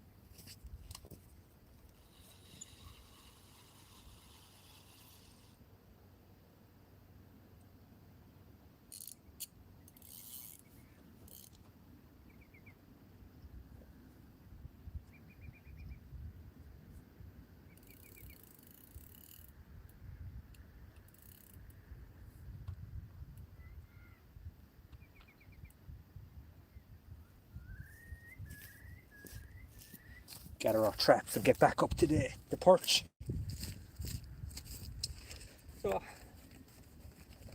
he's kind of sitting there now. We'll give him 20 minutes or so, and if he doesn't go back, then we'll keep him for the neighbour, who'll be quite happy with him. What I'll do is I'll leave the mat down there just in anticipation of getting a big one. So, alright, prepare yourselves for motion sickness. I think I'm doing well not to fall over properly, to get on even ground. 174. Alan, man, thanks for the shares and stuff. Like, they really help. I can try to get that more focused there now. So what I'm going to do is I'm going to take in that the big one that's been doing all the clicking. Now I suspect it's probably, I don't think it's a fish, to be honest about it, but we shall find out.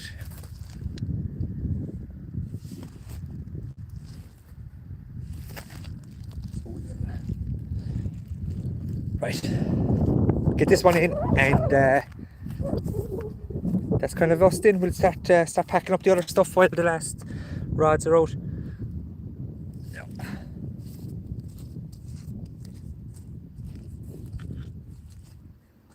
So I was saying there, thanks to everybody that takes the time to share the streams on Facebook and things. It's really great for me, for the channel and stuff. See, it's stuck in the weed there now.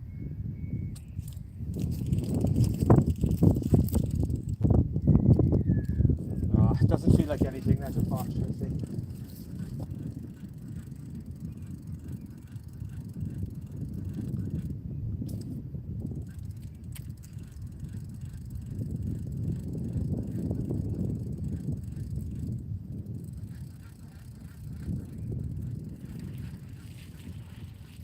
I think that hook is just too big for anything to get its chops around that we have going for us. I'm just going to stick a quick bait on this guy. So, see as you are.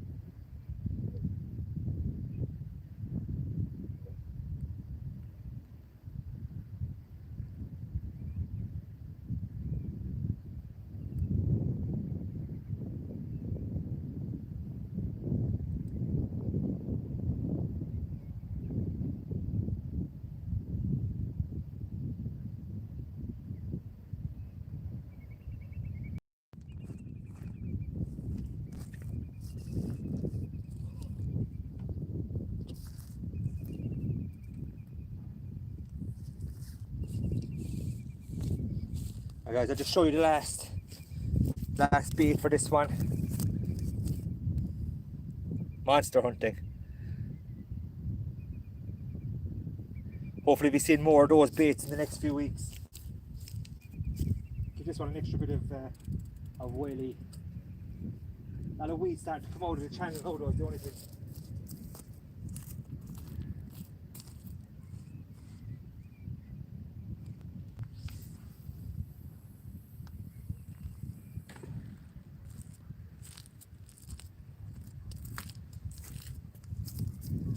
The new line ready for the top, hopefully.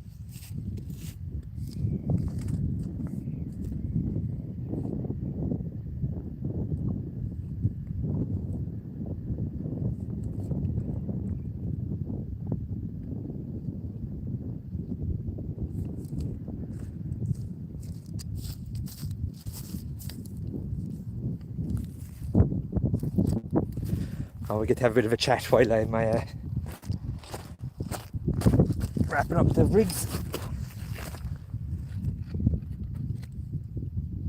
Disappointed that I couldn't get to the spot that we wanted to get to.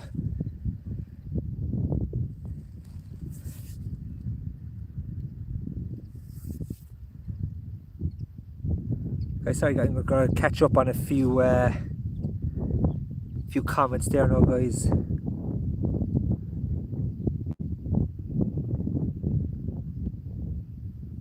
Yeah, that's what happens sometimes when you've got tiny hands. It does that. Noble hawk, flounders and bass. The odd chance of a stingray, but that's kind of just hopeful, really, more than actual factual hoping. Chris, what I'm going to do is it's in the shallows there, and it is breeding away. So I'm going to give it I'm going to wrap up these 2 rigs, and if it's not gone in, I'll dispatch it out of the way. But I'd like to give it a few minutes just to, if it does get back, it's like it is breeding and it is kind of fluttering, but it's not taking off. So I'm going to go back and check on it now in a minute, and if it's still there, I'm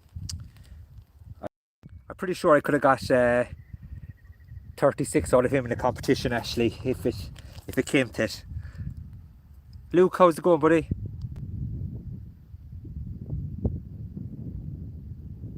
I'll see you, William, man. Thanks for tuning in again. Hopefully it'll be Wednesday and it'll be a proper fish hunt. Andy, how's it going, buddy?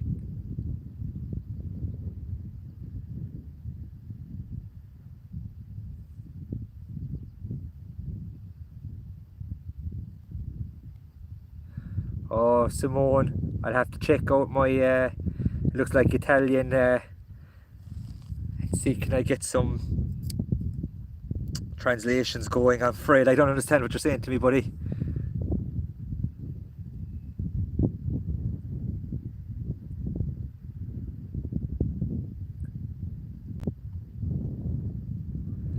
The tide is starting to ebb out now again, and the wind has picked up. It means maybe double or treble what it was.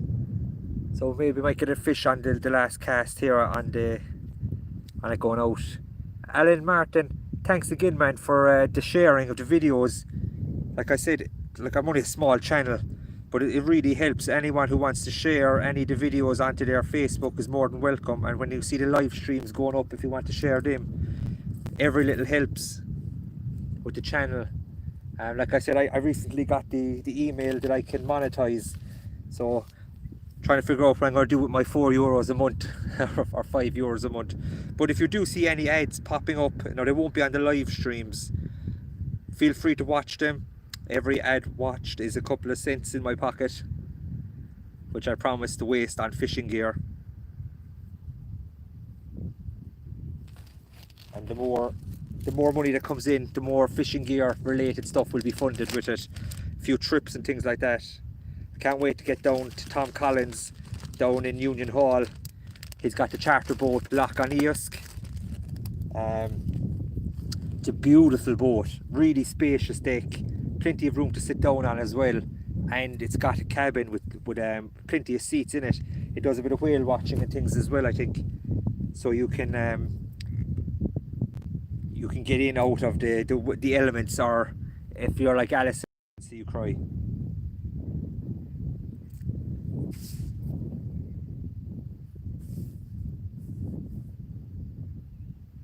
And oh yeah, thanks Lisa for the translation. It's not too bad because the weeds are just mostly in close and it's only scattered weeds outside, but certainly not the light gear. It has to be heavier gear for it, just in case. Thanks Lisa for the translation. That was really sound.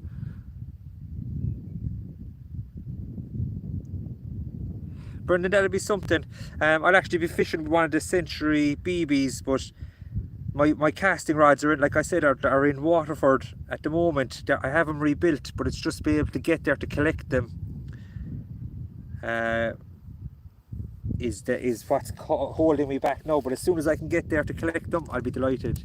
Jack, I use an up and over rig or a 2-hook flapper, depending on the venue.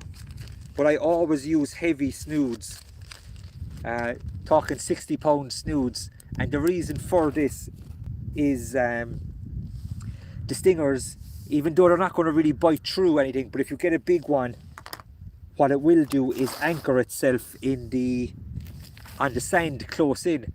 So you really need the heavy snoods for the last 10 feet only, because like the big one I got, it was 50 pounds. Myself and Shane McMahon were trying to land it, and it was on the sand on the edge and we could hardly move it, and if I didn't have the heavy snoods I wouldn't have landed it. So I always use a heavy snood for stingrays. I don't go over a size 2.0 hook, but you want a really good solid hook for it. I'm just going to run down now, guys. That flounder is not going to go back, so he's going to be a gift for the neighbour. So it is. I just dispatch him off camera because no one, you know what happens.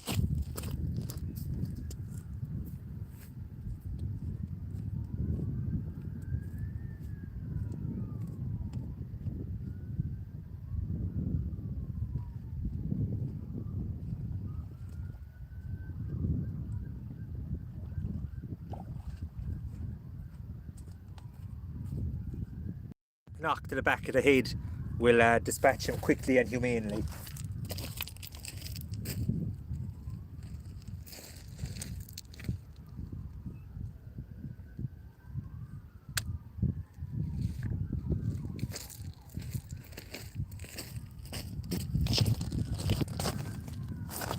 So that's a good thing. It's a dinner for the neighbour.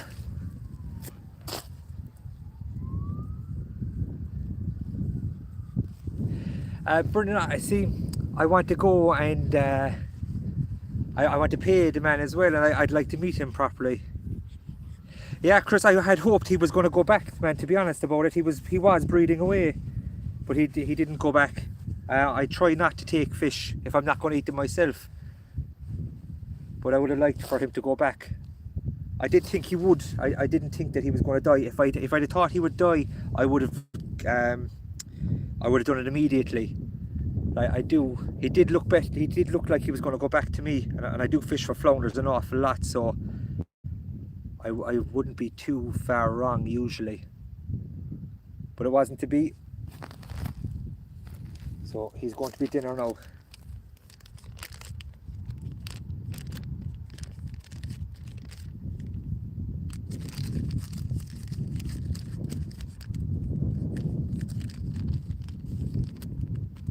Gavin, man, I look forward to seeing the pictures later on. Safe travels on the bicycle. Mind out for those Audis. Simone Villari, ciao.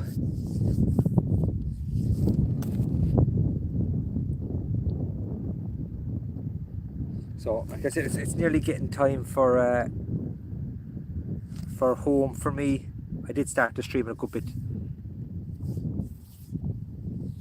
Yeah, Chris, man, it's but he was breeding fairly well. And when I put him into the small one, there was a bit of movement in him. Like I said, I do fish for flounders an awful lot, so it's not something that I would leave him to suffer if I didn't think that there was a chance for him. We've all seen fish go back after a few minutes when we didn't think they were going to go back, so I gave him the benefit of the doubt, but it didn't happen. And so that's my first time coming across that.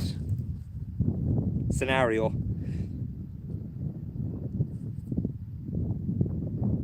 Hopefully it won't be the last though. If we get a big bass, there'll be no question about it. He'll be coming home for the pot.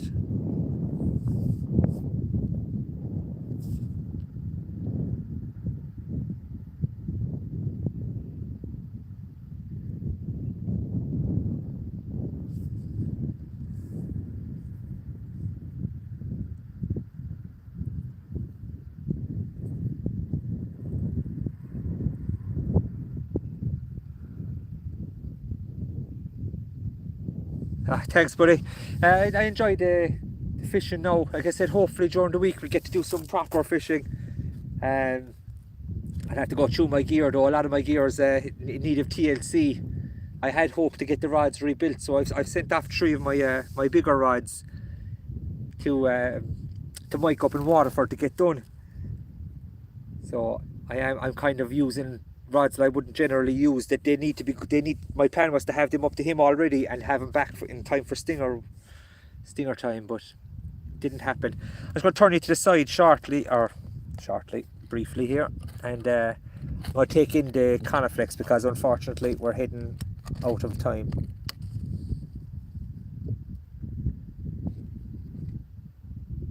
Oh, I know, Chris, man. Like, we've all come across it. We all know what happens here. We all know what it is.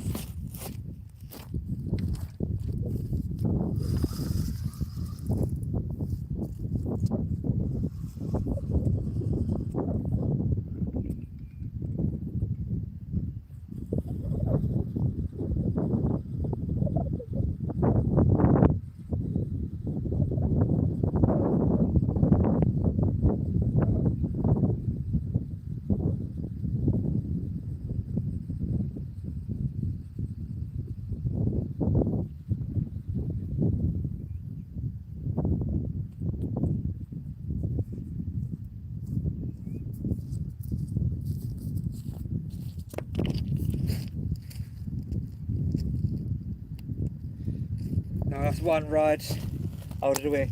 I will show you this though. Typical, just stood on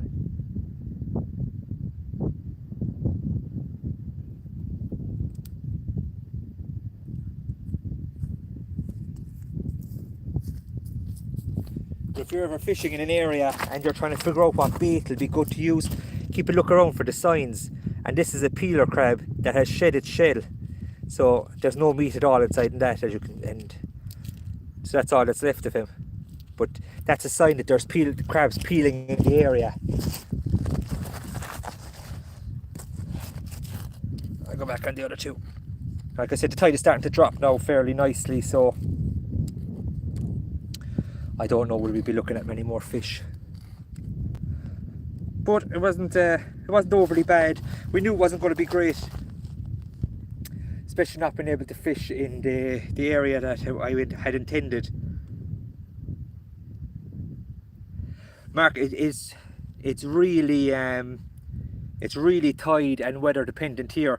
At low water, there'll be you could walk from here to the buildings across the way. If you had a pair of waders on. Now it's muddy, but it's shallow. It all completely dries out, so you have to fish when the tide. I prefer the tide coming in. We had I think it was 8 or 9 fish the last day with the tide filling, whereas we were at the top of the tide, which I never really like to fish over the top of the tide because of the water stops moving, and fish generally tend to feed more freely when the tide is moving over them. And this is a pretty neap tide anyway, which is a small tide, so the tide wouldn't go particularly far out. So I have to really, this place is really tidal. And in the evening you wouldn't have so much heat or sun either. So hi Mark, how's it going, buddy? I hope yourself and Killeen are keeping well. But yeah, the conditions really make the fishing, and if you can master the conditions in the areas that you're fishing and the weather patterns and things like that, then you'll really up your chances of catching fish. Yeah, we get tortured with the spider crabs. They're a pain, so they are. They destroy your baits and everything.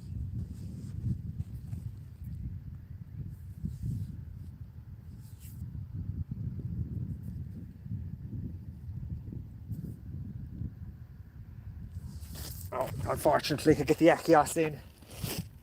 I was hoping for a couple of more fish, but doesn't seem like it's going to happen.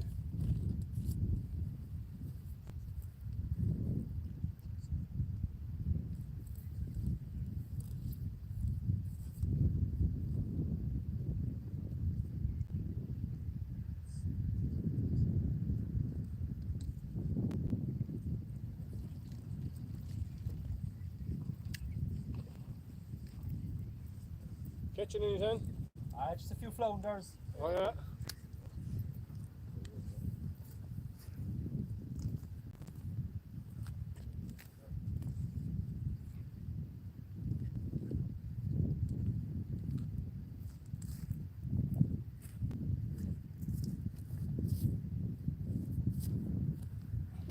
Good move as well. Stick the hook into your boot.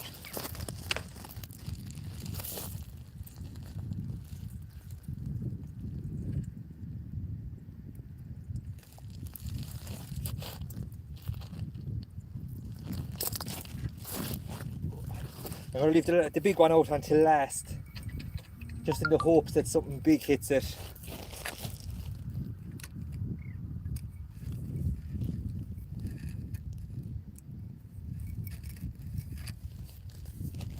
Get these rigs out that the other rods put away.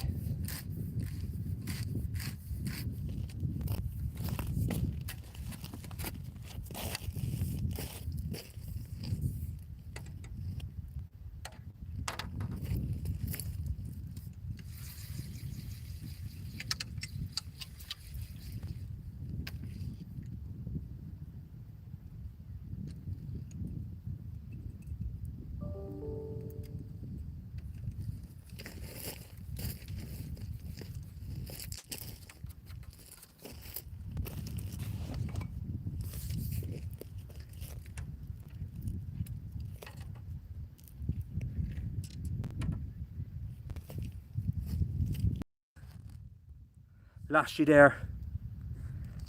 Say they're gonna take in this one. We'll have one bit of a chat in before I go.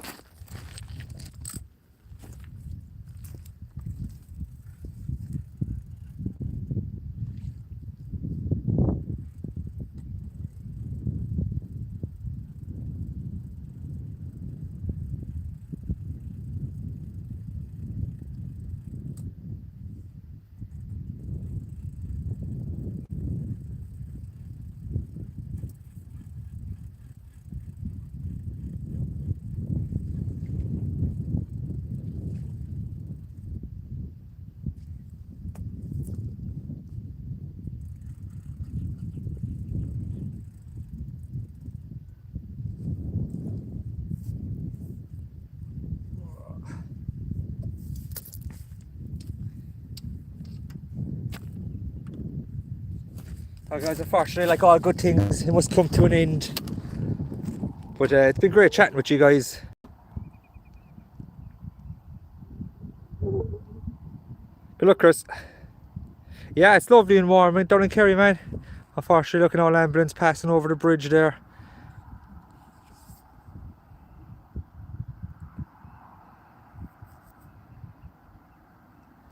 That's just the multiplier. I'd say it's an old bird. John, good to hear it, man. Thanks everyone for tuning in again today, guys. I'll just show you the view again, just to upset people. Lee, how's it going on down in Kerry in the southwest of Ireland? We're allowed to fish once it's within 2 kilometres of home, so I'm lucky to live next to the estuary.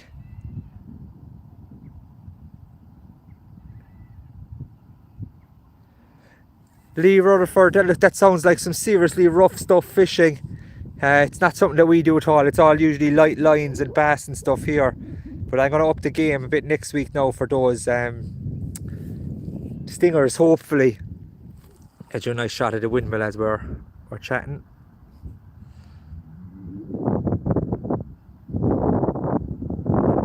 Yeah, crab again.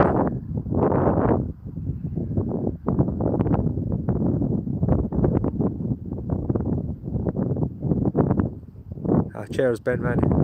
Like I said, lads, it's great. It's great having everybody tuning in for these things. Tim, hopefully Wednesday will be worth tuning in for. Joe Pro, same thing. Ray, Peter. It's great to have all the support, lads, and all the messages and things. It's only a small thing I'm doing. Look, you can see Phoenix out in the distance there. That building. So I'll sign off. So guys, massive amount of people tuning in again today. We actually ran a bit over time, so I'm going to shoot off straight away and get back home. But thanks everyone for tuning in, and hopefully we'll be able to do it again on Wednesday. And depending on how things go on the bank holiday, you never know, I might get out Monday. But if I do, I'll have it up on the Facebook page. And thanks everybody who supported the raffle as well. I think PayPal are a bit annoyed with me, but sure, that's going to happen sometimes. Okay guys, thanks very much again, and stay safe everybody.